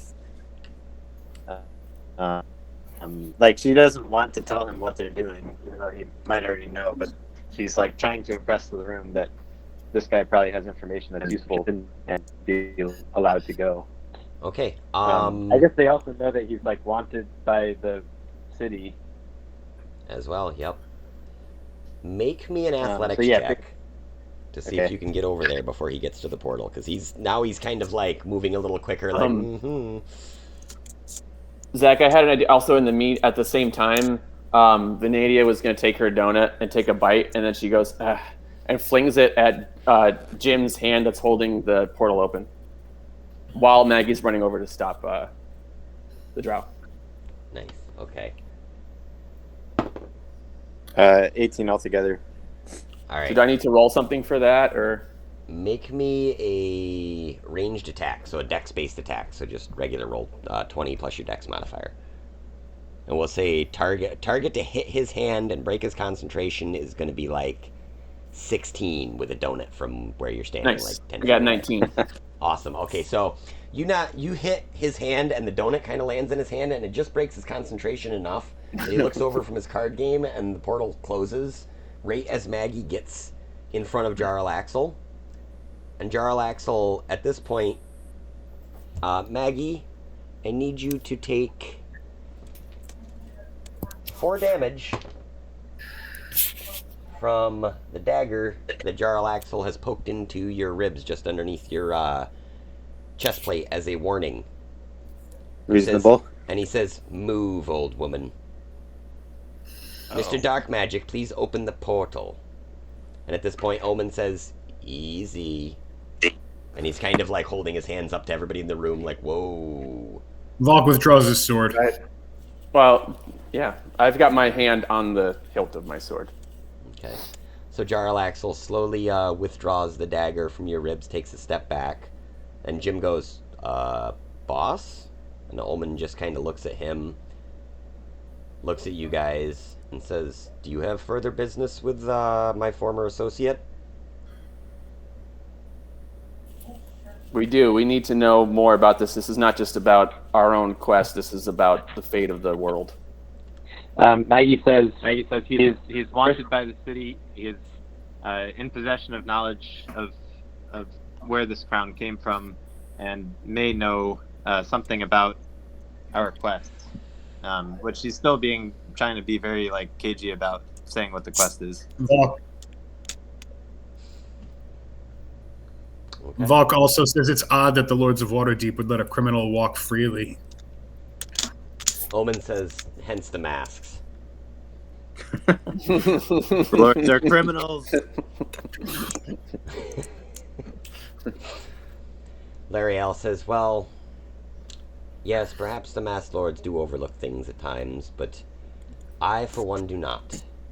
Jarlaxle, how did you get this crown? And now he stops and he kind of looks. And at this point he stands a little more erect and he becomes a little bit more respectful than he was, because clearly there is some form of respect to him towards Lariel. And he says, Milady, the dangers of Skullport are varied, and sometimes things come my way and I'm offered deals that I can't really turn down. Because in this particular case, there was a group that found an item that perhaps they weren't prepared to hold on to. It did quite a number on them before they made their way to me to find out what it was all about. They knew my companion could identify it. And identify it she did for me.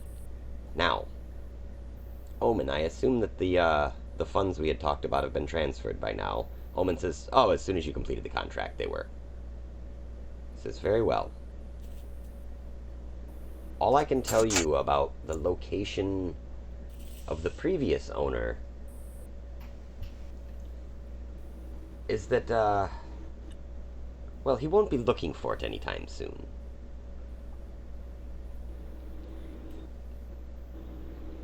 You have your allies, I have mine. They're powerful as well. And I have ways of dealing with things. And I dealt with them. Problem solved, he says. You've got your crown. And well, I'll take my leave if you don't mind. And, Maggie says you're. Go ahead. Maggie says the priestess of Lolth. What interest does she have in the crown? Says, oh, Malice? She's, you know, she's got a passing hobby in, antiquities. She'd actually asked me to bring her up to Waterdeep to see about procuring some things that the museum had recently come into possession of, but it seems that they've been misplaced.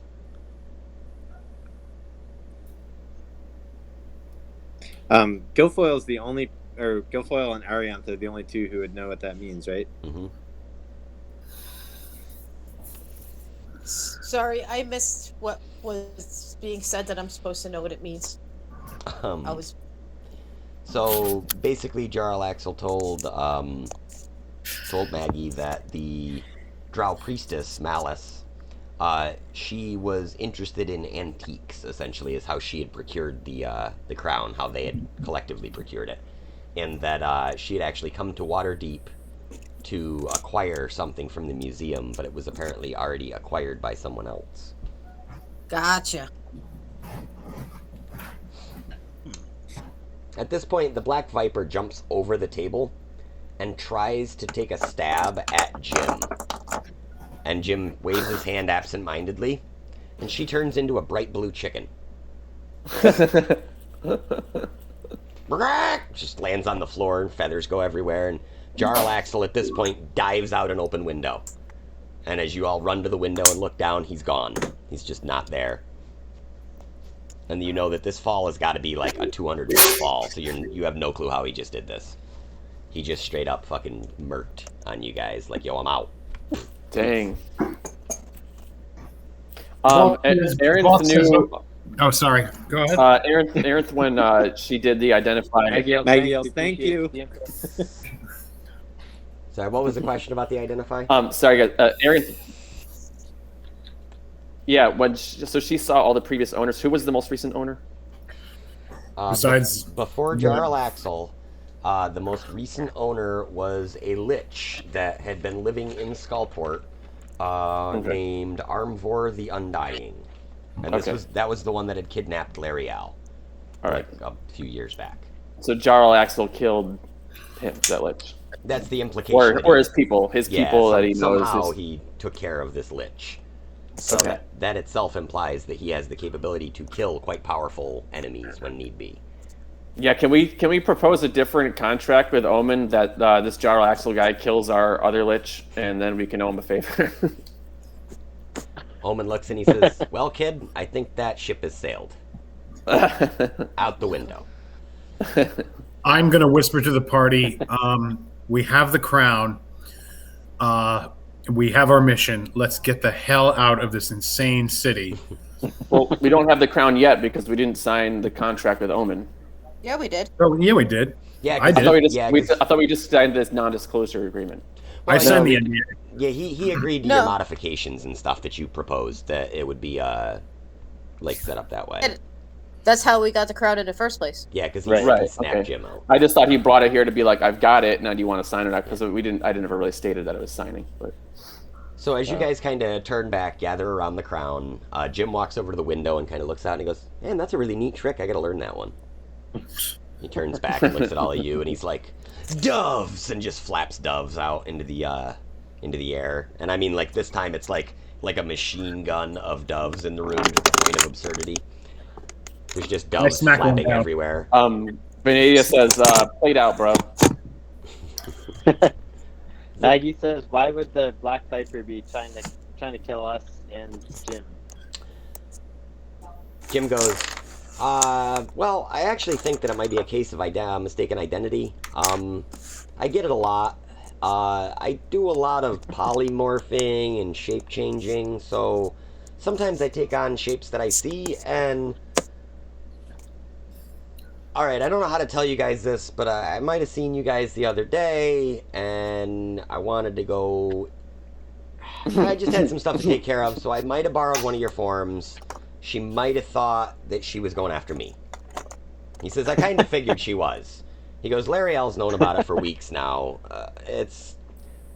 I don't know what's going on with it. If one of the other Mask Lords is just jealous of Omen or what, I don't really know. Doesn't make any sense.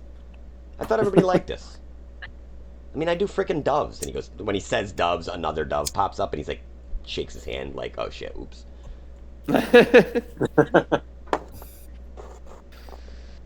He's like, I used to do rabbits, but that gets really messy after a while. See, doves, they fly away. Rabbits, they just hop around. They don't leave.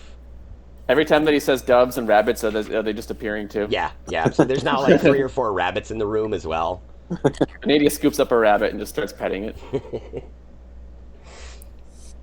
Lariel says, well, it would seem that most of our business here is settled. I will assemble the men. We can leave tonight if you wish.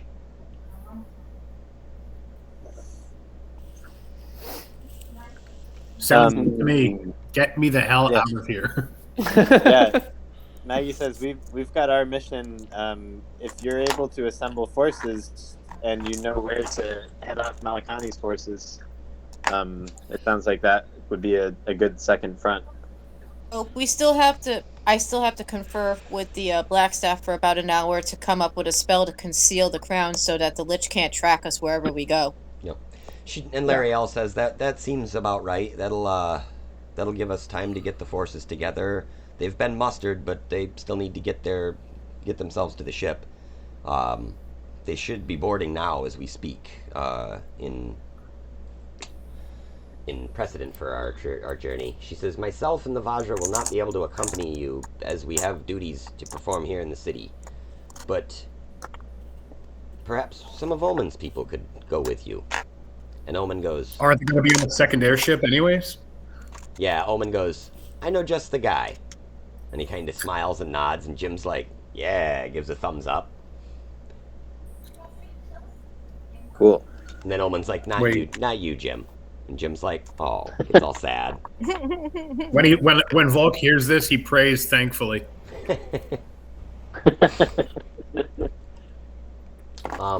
So yeah, in the next 2 hours, we'll say it takes to discern this disguise magic type spell, we'll call it. And I'm sure there is one in the book somewhere, but I don't know which spell that would be off the top of my head. But we'll say that you can watch her perform this, and she'll actually show you how to perform this as a ritual, which means you would be able to cast it over the course of about 10 minutes to like refresh her charm, sort of. Yep. So she says that every morning you should refresh this kind of enchantment she's put on this thing, and it should conceal you. Should conceal the presence of this crown from any who are seeking it. Okay. It's a very similar spell to what Neverember had placed on the Stone of Galore, as a matter of fact.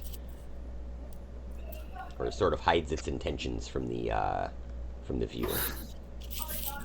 Maggie points out that might actually mean Waterdeep is going to have more attention from Malakani in the next few days, and they should be on alert if something that he's monitoring just disappeared.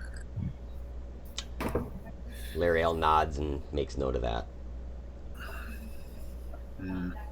So are we going after the Avatar, or are we going to the orcs, or... Well, it seems like a lot of what you're looking for is in this same area. The orcs are somewhere in the Dale Lands. The Avatar, the clues to the Avatar are in a spot. I'm sorry, the orcs are below the Dale Lands, and the Fields of Rezamark are actually in the same area as well. They are a little to the north of the orcs and the south of the Dale Lands. So it seems like if you travel in this general area over there on the map of over here somewhere. We're going to Cormier? Yeah. Oh, I love Cormier. I know, we're getting a little old school now. Yeah, the old school editions were set in Cormier in the Dale Lands. Yep, that was like your beginner set would have been set in the Dale Lands, generally speaking. That was like where your party would start off and stuff. And I always loved them too, so I'm gonna try and kind of refurb them here a little bit. I just hate that Sword Coast went. Oh, I don't. 5e went to Sword Coast. It's like, it's all right, but I wish they still explored more. Anyway, Yep. sorry. Well, I think it's representative of Wizards going to Seattle. D&D kind of being taken over by West Coasters is all that was. But yes, you are able to muster your forces. Bloop, bloop, bloop, bloop, bloop, bloop. Let me find our... Which would we hit first as the bird flies, since we're going by airship? Well, we could say whichever you wanted, honestly. We'll say that they're pretty much in a north-south line. Close enough to where you would get to whichever one you wish to in around the same amount of time. They're all pretty equidistant from Waterdeep. Yeah. So Well, why what do don't we we- think is more urgent? I mean, since So they're you pretty got- much equally accessible. The orcs, you've Well, got then- the Fields of Rezamark, or you've got the actual Dale Lands themselves, where Malakani's forces are probably showing up. Well, we should probably secure the orcs and then maybe go for the Avatar. That's my feeling. Okay. Yeah, strength in numbers. All right. Yeah, we Can can. we use- I mean, we can kind of. Well, how long is it going to take us? Some time. Like, Figuring Like that 50 probably by airship travel to get all the way back to where you were originally would take somewhere in the realm of a week, considering that Arlo and Munley traveled around a week to get to Waterdeep. Because remember, you guys teleported there, and then like a week later, Munley found you finally, or Arlo did. So it's probably 4 to 5 days travel to get to Sembia. Maybe 3 if you guys travel fast. Don't take a lot of breaks. Not a lot of rest stops for everybody at the throughway. So what should we try to do along the trip? Is there anything that we can try to accomplish while we're kind of just stuck on this cruise ship? I get the sense that Zach has already plotted some. Yeah, so you Stuff are, to keep us busy. you are Yeah. briefly introduced to the captain as you aboard the ship. A man by the name of, I believe it was Grotag Nutcrusher, who is a large half-orc fella. He stands maybe a half a head higher than the average half-orc, so he's a big boy. And he seems pretty surly, like most captains of ships would.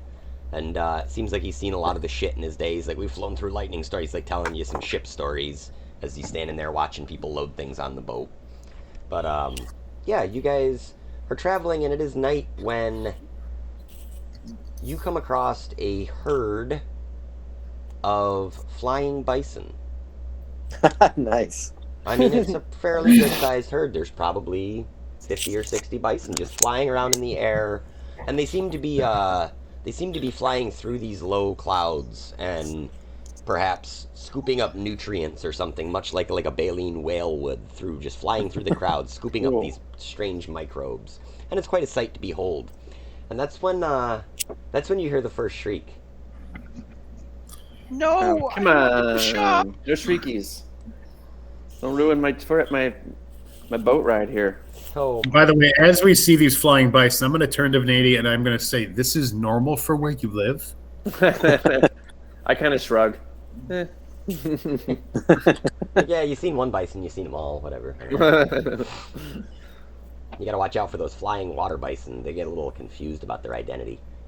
Am I an air creature? Am I a water creature? I don't know.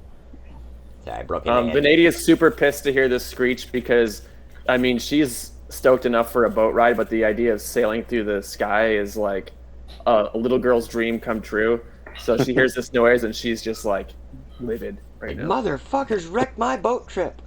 Alright, Yeah. so while there are crew on deck, I did not represent them because too many models lags my computer out. So here you guys are. Just let me get my little finger tool here. Here's you guys. Bloop. Who's the bear? Is Um, that Arlo? That is Arlo, because I could not, for the life of me, remember where I stored his miniature on my computer, and apparently I moved some folders, and now it won't find it. So you guys get Arlo for the trip, and Munley is here Nice. as well. Nice.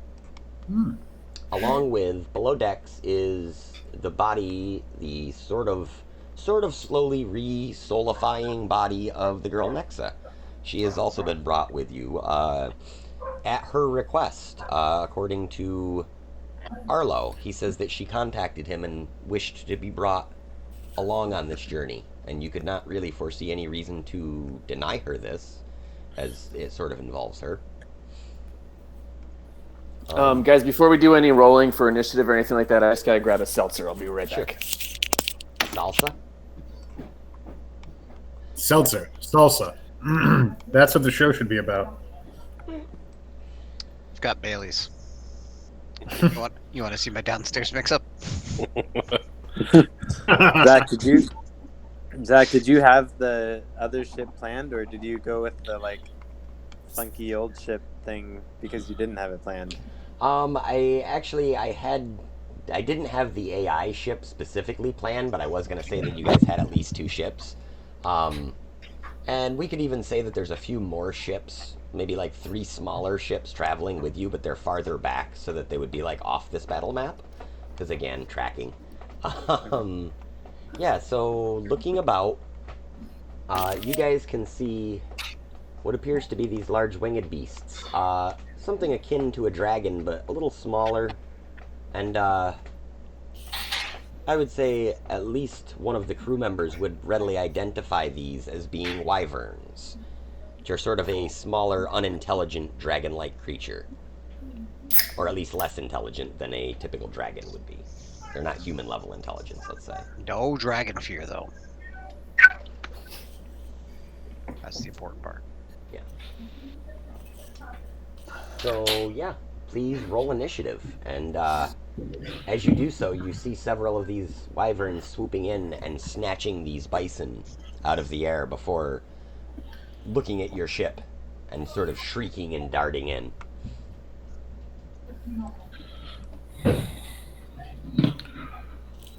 Is there any way I can make your screen the only one I see on my thing? Because it's really hard to see. You should... Yeah, hit the pin button. I'm sorry. If you've already got me pinned, then hang on. Let me switch it to map only so you guys see a little bit better, too. She's sick of looking at us. Yeah. No, not at all. I just can't hardly see. I can just turn my camera off if you want. I'm just kidding. I was going to say, I usually just have Zach pinned. Yeah. How do you pin it? You just just mouse over it, and then you'll see... picture of safety. Yeah, it's like a no, thumbtack. I'm on my phone. That's why. Yeah. So for me, yeah, I'm on my phone and I have it pinned, but that means it takes up half the screen, and then people's individual videos take up the other half. Is that what you have, Jen? Oh, here we go. I got it. I just figured out how to do it. Got it. Yeah, Yes, now I have it's pretty that. tough on a phone to see. But... No, this is much better. I just didn't realize how to pin something. I'm still learning how to use Google Meets. Thank you for that. They also do you changed it recently, do you see too. it? Is it all your screen, or do you also see other people's videos still? I see half in other people's videos still. Okay, that's as good as I can get it too. So I think that's. What happens if you rotate sideways, or do you already have it sideways? I have it sideways. Okay. No, honestly, that's a massive improvement from what I had before, so that's totally cool. Yeah, I didn't even realize that you were freaking looking at like a sixth of your screen. That's got to be brutal. Yeah, I was just like sitting there trying to lean in and squint a little bit like shit. Well, I'll try and keep it fairly zoomed in here. This is going to be an odd map anyways. The assumption that I have is that these wyverns are going to be kind of darting in and attacking you to some extent. So there may not be as much physical motion of minis going about, but there are, as you will notice, 4 ballistas readily mounted on the airship here. Yeah, I'm grabbing one of those for sure. I'll hold off on grabbing one since I have my long-range magic spell, so anybody else who wants to grab one, feel free. Right. And yeah, so I will have everybody roll initiative right now. Oh, I got an 8 on that. 12. Okay. 12. Oh, boy. 12. I got 7. Prepared. Okay. It's like 3 12s. I rolled the nat 1, so I got a 4. Ooh, nice. That's alright, get out of the way early. I think at level 7 I get advantage on initiative rolls as a barbarian. Alright, so who had between a 15 and a 20? Anybody? Mm-mm. Okay, between a 10 and a 15 was... Valk, Guilfoyle, and Maggie. At 12. Alright. All of you guys had 12? All 3 of you? Mm-hmm. Okay. And I've got Dex +1, so, or Dex 12, so I got others go first. Dex 18. Guilfoyle, then Maggie. And I'm assuming Vault class. Okay, and between a 5 and a 10. Oh, I got an 8. Okay. 8, And then I think Philadia had a 7. Mm-hmm. 7, and then Tohan had a 4, correct? 4. Alright, let me do some rizzling here.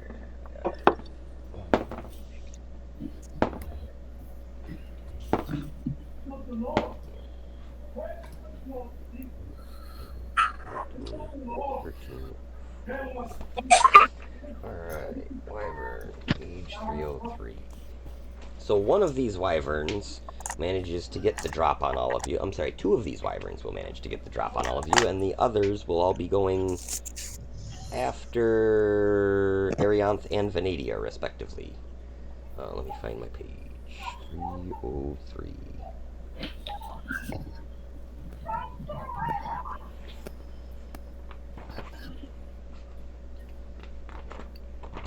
Alright.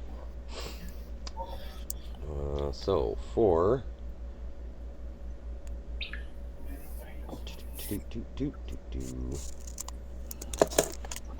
First one swoops down and is going to take a shot at Arlo, who is closest to the side and the biggest target.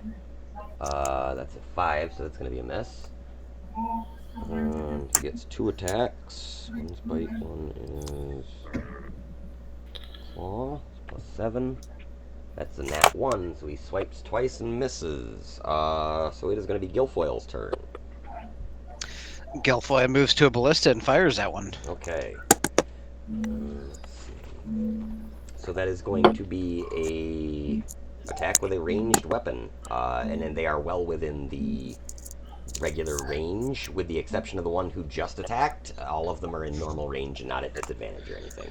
Assuming I can use my dex, it is a 20. Okay, that is going to be a hit. The ballista, grab the stats so that I know how much damage that it does, because I don't remember off the top of my head. Bloop. I like that I just go to Google and I just leave the words 5e on there, and then just type in like ballista, and it comes up. Mm-hmm.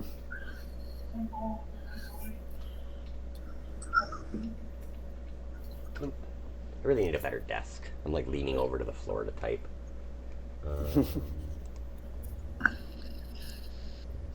E-tools. Wonderful website. If you guys ever have any questions about D&D, is 5e.tools. Such a good site.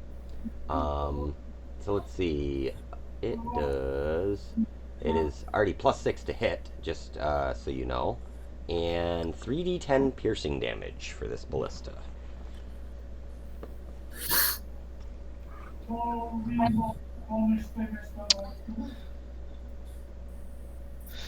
16 damage then.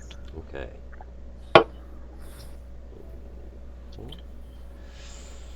Alright, so this wyvern lets out a shriek as this arrow pierces through like the fleshy part of its wing and goes right through it. And it turns and continues to head towards back towards the airship that you're on. At this point, you hear someone say, "What ho!" And a red-headed fellow comes stepping out from underneath the below decks. And looking about at the scene, he pulls out a hand crossbow, reaches over and grabs a rope and unties it from the side of the deck, and it pulls him up into the air, and he fires in this epic display of bardery. Now, you guys have not met this guy at all. His shot flies wide, but he lands in the crow's nest. And he shouts down to you all, "Quickly, the ballista!" Which most of you are standing at already. And you, like, I'm assuming you guys are like, yeah, no shit.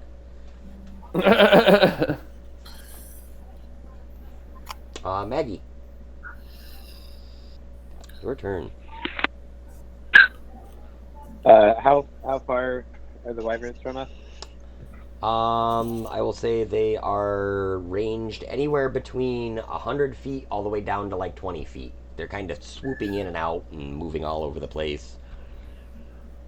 The captain is sort of shifting the boat back and forth, trying to do like a little bit of an evasive maneuver, but it's a big boat, so.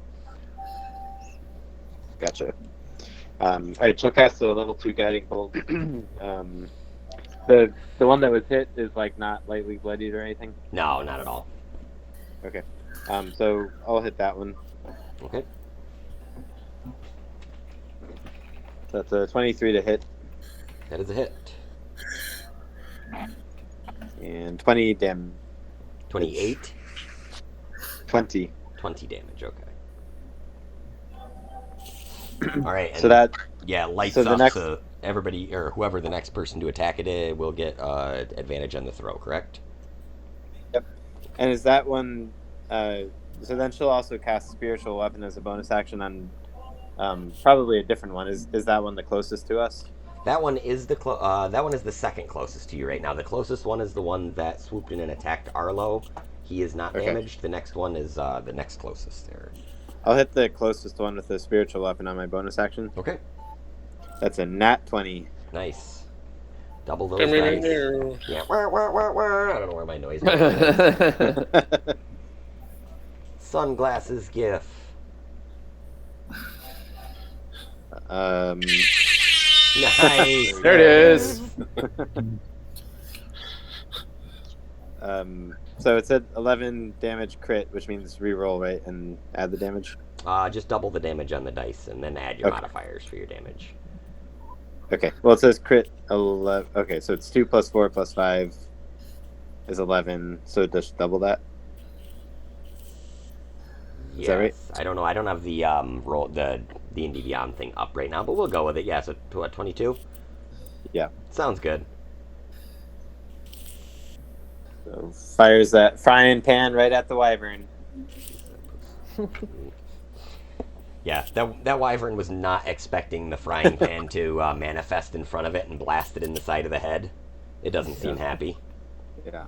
It's like because it's like looking over its shoulder after swiping at Arlo, and then it just turns around and there's just frying pan to the face. Comical bird noises. Yeah. So let's see. Next is going to be Valk. All right, I'm going to run to one of the ballistas and I guess attack the wyvern closest to where I am. I'm not sure which of those it is, but okay. We've already done substantial damage, I assume, to the one already that Maggie and Guilfoyle hit. Yes. All right, I'm going to target a new one because that one's on its last legs. Well, it's when you say substantial damage. Sorry, it is not bloodied yet. Let me put it that way. Oh.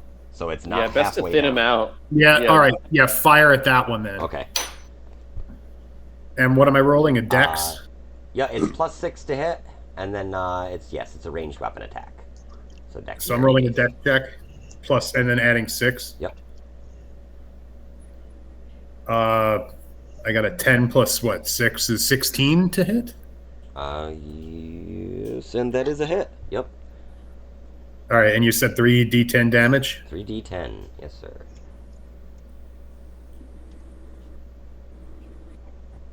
$19. Okay. And that, I believe, is bloodied now.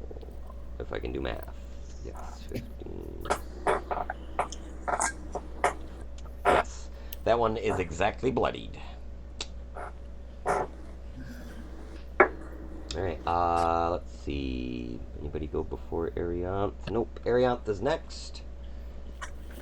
Alright, I quickly ask Reggie what he knows about the wyverns and if they have any weaknesses. He says, well, they're sort of a cousin to the dragons, but, they are very aggressive. Generally speaking, the only way to get them to back off is to have them sustain some serious injuries. They're very aggressive and very reckless in their attacks. They often prey on these flying creatures, and they will generally not stop until at least a few of their number have been killed or wounded severely. Alright, well, Also, beware the stinger on their backs too. But do they have any weaknesses to anything? Says, well, the general weakness to sharp, pointy things jabbing them, but beyond that, not Fair really. enough. All right. Well, since those ballistics do 3d10, I'll run to one of them, I guess, Okay. and All I right. do a dexterity. Yep. Dex and Plus then add 6. 6 to it. All right. Hold on.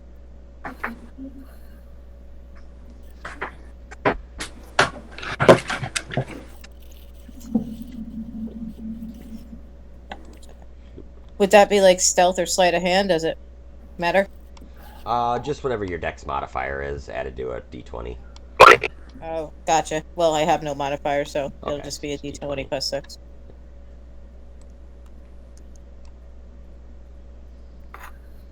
So 16, That is a hit. or excuse me, a 17. Still a hit. All right, so 3d10. Yep.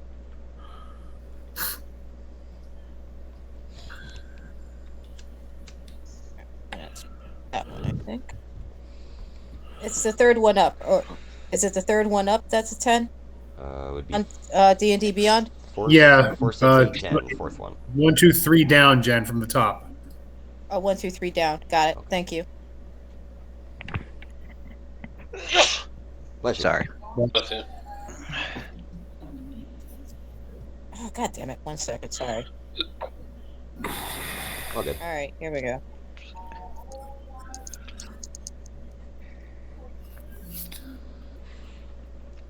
$23 damage. Okay. Assuming that you're targeting one of the 2 injured ones. The one closest to everyone. Okay. You said 22 damage, right? 23. 23. Okay. That one is looking hurt, but not quite bloodied still. And there are still 3 additional ones in the background. Let's see. After Arion, anybody else? No, Venadia. Mm-hmm. And then the other 3 wyverns. Yeah, I'm just gonna fire this ballista at the most wounded one, Okay. which is, I believe, the one that Aaron just attacked. And I'm sorry, which do I click to roll for that one? It's a D20 plus your Dex modifier. So you should. I don't know if you can roll right on the Dex thing. Like if you click. Yeah, your on the Dex- saving throw Dex- modifiers, I just click that, right? Not saving throw. It would just be a Dex skill check. So it should be I right see, on the just up here. dexterity Okay, thing, yeah. gotcha. So I just click that, and And then yeah, add bummer. 6 That's an to it. 11. 11 Does that plus. hit? If it's an 11, then it's plus 6 still because of the ballista. So yeah, that's a hit. Oh, okay, sweet. All right, nice. Yeah, it's a little confusing when you're using a weapon that's not like your normal weapon on there because it's added modifiers and shit to it. But So now Yeah, it's it doesn't 3d10. automatically do it for you. yeah, 3d10, correct. 14. Okay.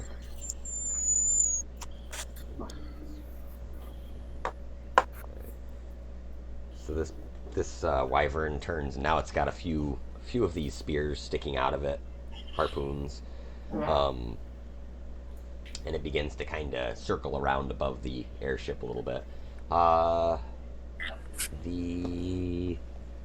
Let's see. So who's on the harpoons so far right now?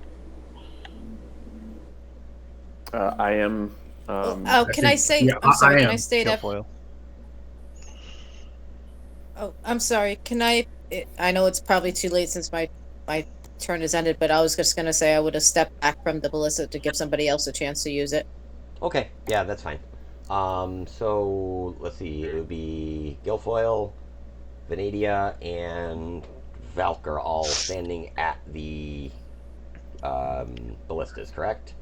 Mm-hmm. Yeah, Okay. so actually, you wouldn't need to step back because there's 4 of them. There's still one free. Well, Arian took one too, so. Yeah, Arian Yeah. was the 4th one. She stepped back from that one. So. That's what I'm saying. Oh, I see what you're saying. Yeah, right. Okay. All right, so swinging at 7. All right, so the first one swings at Valk with a 13, which I'm guessing misses. Yep.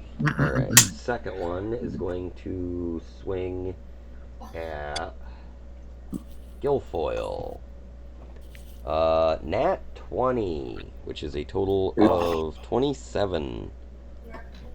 Oh, and they get 2 hits each. So the first one, second attack. No, that would be a miss as well. Second attack for Guilfoyle. Two nat 20s in a row on you, Guilfoyle. Whoa. Wow. What? Shit. Brutal. What the hell? That's what you get for sending Strahd after us. That's for punching Quizzard in the face. Let's see. So total of. Oh boy. I can do math really. Oh. Well, I got 27. What's the other damage? No, it was a 27 to hit. So, but that was after the crit. Damage I'm rolling. I thought that was damage. No, 6. Where is it? No, because one was a bite and one was a claw. So, where's my D8? Sorry, I'm manually rolling dice like a slow person. 5 plus 4, so that's a grand total. It is actually only 23 damage, but double that, so 46. Nope, Holy I did that shit. wrong. Sorry, 38, because I don't double the modifiers, right? Yes, 38. Wow. Maggie's coming your way. Yeah, Don't get killed. That thing just grabbed right on. He was trying to pull your ass off the ship, I think. Third attack, third wyvern is attacking. Shit, who did I just say was on the other one? Venadia, right? Mm-hmm. Okay. That is a 23 to hit. Yep, that hits. Second attack is an 18. That hits as well. Okay. The 23 was not a nat 20 plus 3. No, or it was something like that, yeah. 17 plus, or 16 plus 7, whatever it was. 2 plus 5 plus 4 is 7, 11, and then 6. That's another 11 plus 22. 26 damage altogether. Oof. Yeah, these guys are tough. They're high hit points and multi-attack and kind of a lot of damage, honestly, but they have I'm glad I still had low those ACs. 10 temporary hit points there. Yeah. I'd be pretty bloodied right now. Probably be glad that you have those ballistas, too, because otherwise these would probably be kind of hard to hit for you guys. Yeah. I think we'd be below the deck and awaiting our crash landing somewhere. Yeah. Tohan, your turn. How do these ballistas work? Do they need to get reloaded every round? Or is there a multi-shot kind of thing? These will say, these particular ones, being that they're on a magical airship and it's a pretty high-end looking airship, are probably like an auto-fire mechanism of some sort with like several loads in them.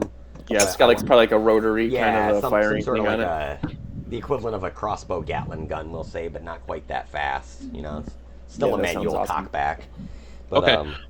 It's like... yeah. And then when they came up and attacked, do they just like hit and then fly away, or is there any up close enough where I could try to hit with my axe? I will say that in the last, let's see, there's 6, spent almost a minute for each of you to go. The one that has been severely damaged that came in second for an attack is still fairly close to the ship, and it's kind of flying by you or flying towards you so that you can you think you might be able to lean over the side and take an axe shot at it. Okay. Well, I'm going to rage first, and then if I can hit one with an axe, then I'm going to try to do that instead of using anything else. So I'm going to attack it recklessly. Yeah, it's time to activate Murder Lizard. 28 to hit. That hits.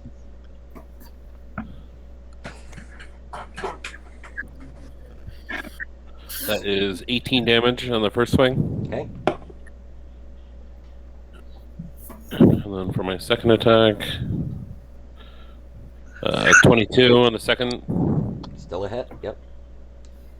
And then 16 more damage, so 16 and 18. All right, he is very bloodied now. He's looking like he's on death's door. He's actually starting to, like, after that second hit, he's starting to turn, flopping one wing kind of half broken where you smacked it with the axe real hard on the shoulder, and he's starting to kind of spiral down, catch himself, and sort of flop away. So we'll say that he's beginning to fall out of the fight. And I'll yell, "Come get some!" in Draconic at the wyverns. I don't know if they speak that. Oh, he reappeared here. Like this. Oh, I missed him. Damn it. Trying to move him down so he's flying down. Got him. There we go. Okay. Yeah, so as you yell that at them, several of them let out these like shrieks, like squawks at you, like they understood what you said. Like they maybe didn't understand all of it, but they probably got the gist that you were saying something shitty to them. All right, that would bring us back to the very first one who is circling around. And Tohan, you are near the edge. He's gonna go for you. Jesus, I got another nat 20, guys. Holy I was going to shit. say you get advantage because I attacked recklessly too, but Right, well, I don't think you do better than a nat 20. I don't think so. No, I'll take the 20, not the 16. All right, two, and that's his first attack. So advantage on the second attack as well. That's going to be 19, also plus 7, so 27. Yeah, that hits. 27 and a 26. Damage. 2d6. So 12 plus 4 and 9 plus 4. 12 and 9 doubled is, I can do math, 42 plus 8, right? No. 50? 22 plus 8. There we go. 30 points of damage. So 15 because that's halved? Halved because you're raging, correct.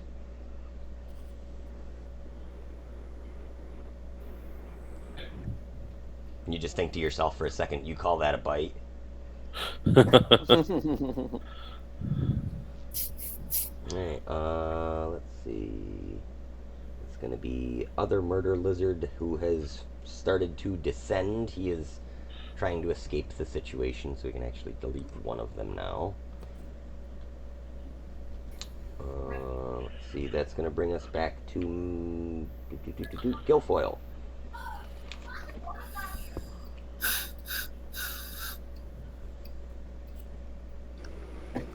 Sorry, I was muted. Guilfoyle is going to heal. Okay. Going to use Healing Light on myself.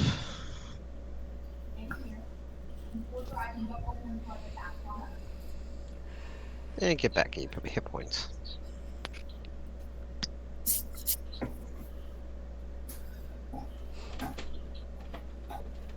Alright. After Guilfoyle, if there's nothing else, it would be Maggie's turn. Maggie's gonna cast Aid on the 3 damaged compatriots. Okay. So that's 10 hit points for, and it's like it also increases your hit point maximum by 10, which is important for if we keep taking damage. Because then I can do preserve life later. Nice. So yeah, 10. It's just Tohan, Venadia, and Guilfoyle, right? I believe so. So add. Thank you. Yeah, add Thanks. 10 points each. Sweet. Thank you. Oh, actually, I'm sorry. Add 15 hit points each because I'm casting the 3rd level and I've got a 2+ spell level thing. So add 10 hit points. Sorry, 10 temporary hit points, but 15 hit points total. Does that make sense? Like 5 real hit points and 10. Yes. Appreciate that. So 10 or 5 hit points to the max hit points, and then 10 hit points to your max and 5 to your normal. Yeah, because Gotcha. the spell increases your max by 10 for 8 hours, and but like her bonus adds an extra 5. So yeah. Nice move. And then bonus action, I'm gonna use the spiritual weapon again. Frying pan. Oh my god, another nat 20. Nice. So fun. It's the night of 20s. I'm sorry, guys. I don't think I did this correctly. All right, so I was at 30 hit points out of 46. So you said I'm adding 10 temporary hit points? Right. And 5 regular. So you should be at 35 and then 10 temp. Yeah, I don't know what happened when I added. Yeah, for some reason the hit point management thing in my D&D Beyond is not working, so I'm just keeping that separate notes. Yeah, if you guys want to make a note of it, that's fine. So I added 10 temporary hit points and then 5 to the max hit point modifier. It's kind of the other way around. So if you said you're 30 something out of 40 something. Yep. So add 10 to your total. To my current hit points. Add 10 to your total. So if you're to your max. If you're 35 out of 45 right now. I see. That's the confusion. Yeah. So that's not temporary. That's my max modifier. Right. So add 10 to your max modifier, and then add 15 to your like actual hit points, because that's like the 10. But I'm healing 15 and adding 10 to my right. max. Exactly. Yep. Got it. Thank you. Okay. Yep. All right. So for the spiritual weapon, so 6 damage times 2 is 12. Okay, and that is the same one you hit with before, right? Well, I guess so. I don't know what's near it. The weapon has effectively 25 feet worth of motion, so whatever is 25 feet from the one that it hit last time. Okay. Yeah, it would either be the one that is damaged, that is just starting to look bloodied, or the one near it. We could say you could probably move it over and smack that as well. What's it damaged?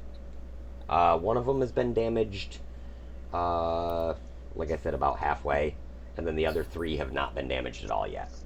Yeah, so we'll hit the one. The damaged one? Okay. Yep. All right, and that was 12, you said, right? Yeah. Okay, so yeah. Moving just past bloodied now. More math. Okay. Let's see. Next up is going to be Valk.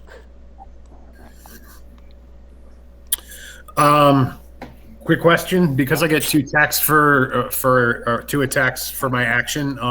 I did not know the ballista was rapid fire, so I'm going to chalk that up to Valk. Didn't know how to use a ballista. Do I get 2 this time around? Is it 2 melee attacks that you get? It is. So that's why I'm asking. They're ranged attacks on this one. So. Oh, of course, that makes sense. So yeah. All right. Well, then I'm just going to go ahead and fire at whichever one is the most bloody to try to thin their numbers. You got it. And that's a dex save. So give it a sec. +6 on that, yeah. +6. I actually forgot that I have an extra attack too. Whoops. But that's just that's melee. Yeah, that's what the cleric. Mine is. Yeah, mine isn't. It's just extra attack action. Okay, so that's probably a hit. That's a 21. Yep. All up. That's a hit. And 3d10.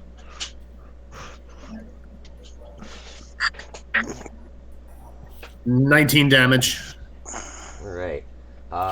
It is now very bloodied, and at this, it lets out a just horrible shriek, and it turns off to one side, and it actually grabs one of the bison and just plummets straight downward with it in its injured claws.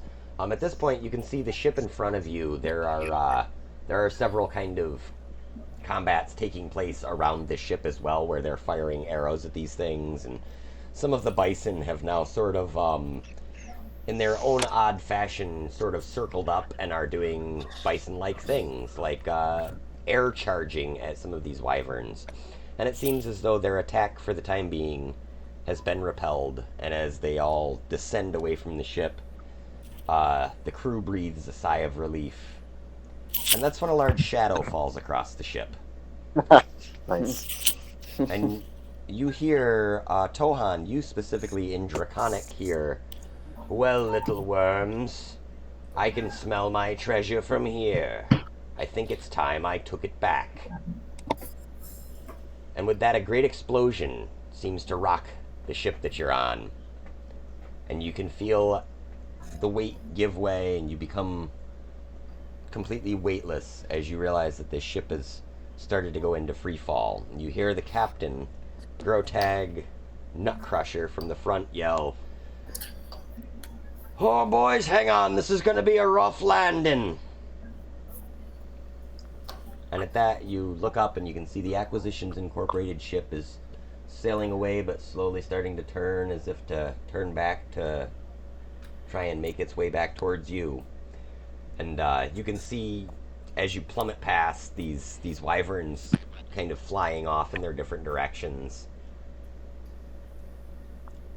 And the last thing that you see before the world kind of goes dark for a moment is the silhouette against the twilight sky of a set of wings outstretched, and a huge dragon form blocking out what little light that the sun is still giving off. And I think that's probably about where we can leave it for tonight, 'cause it's about 10 o'clock, and I'm dog shit tired, so...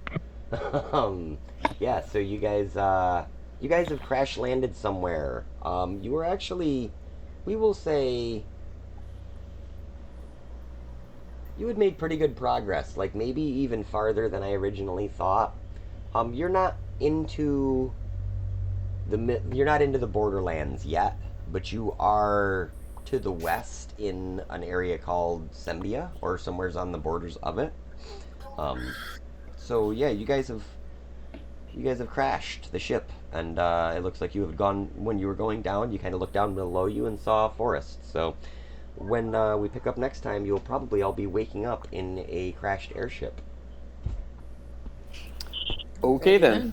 Do we see the color of the dragon, or? It was a green dragon. You could just see as the thing turned away before the ship hit. You could see the bright streaks of green on its scales.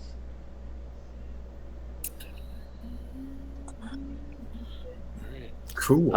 As the airship is falling, Venadia thinks to herself, "Well, I'm glad I skipped the trip to the bookstore." Guilfoyle's definitely casting Featherfall. Okay. Yeah, I was gonna say Maggie's casting aid on as many of her units as she can. Oh, and I almost forgot. As you guys are falling, you can hear from the crow's nest, "What ho!"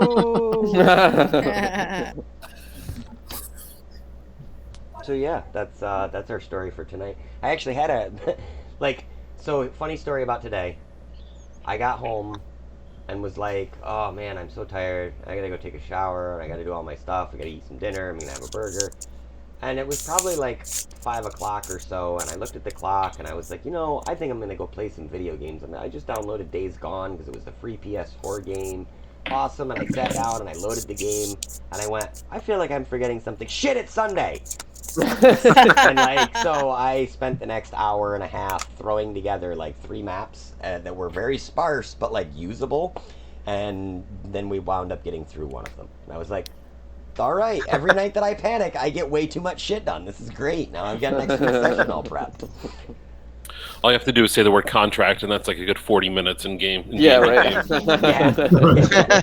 I will say I was not expecting that scene to go on quite that long. I didn't expect you guys to try to negotiate stuff. I thought it was going to be more of a comic relief thing, and then you're like, no, we got to make sure that our asses are covered. I'm like, all right, cool. I feel like this entire party, every time you get an end-user license agreement, you guys read the entire thing before ultimately still clicking OK, and then I'm not sure, but I do want to use my phone, so I guess. Yeah, do I want to actually post on Facebook? The episode of South Park with the human centipede. I missed that one. Oh, it's so good. It's still I saw that. I gave up on South Park and The Simpsons forever ago. Sorry. Oh, no, it's amazing. Much respect, but they've been going on forever. So yeah, I'll even give you the preview shot of the next week's. This is what you guys will start out with next week. You'll be crash landed right about there. Okay. Sounds great. Ah, Out of sweet. curiosity, how close are we to leveling up again? I will say that you guys are very close. Probably right after the next map, as a matter of fact, would be the next spot where you will level up, if I had to guess, because you guys. Well, that's awesome. That map is so Yeah. small. So. Yeah, right. Yeah. Walk around this little, walk around that tiny little blob of land. Eventually, we'll be level 7. Oh, Bob, have you seen any of the Fog of War stuff? No. Like, this is actually literally like a Fog of War, like you would have on like Warcraft Yeah, or like something like that. StarCraft and sure. shit. Yeah, Okay, that's yeah, exactly yeah, what it is. So like I'll have the party right there, and then as I Oh. move them, they will actually unveil the other parts of the map. Son of a bitch. Yeah, I know, I'm mean, right? Bad flashbacks for the Fog of War. Bad flashbacks. Thanks. Thank you. Well, I gotta get going, guys. Awesome, thank Yeah, you for have a playing. good night. And Have a good Thanks night, for running. everyone. Yeah, I'll see you on Tuesday, Indeed. Bill. Take care. All right. Have a good night, guys. Night, Yeah, Hey guys. guys. Yo.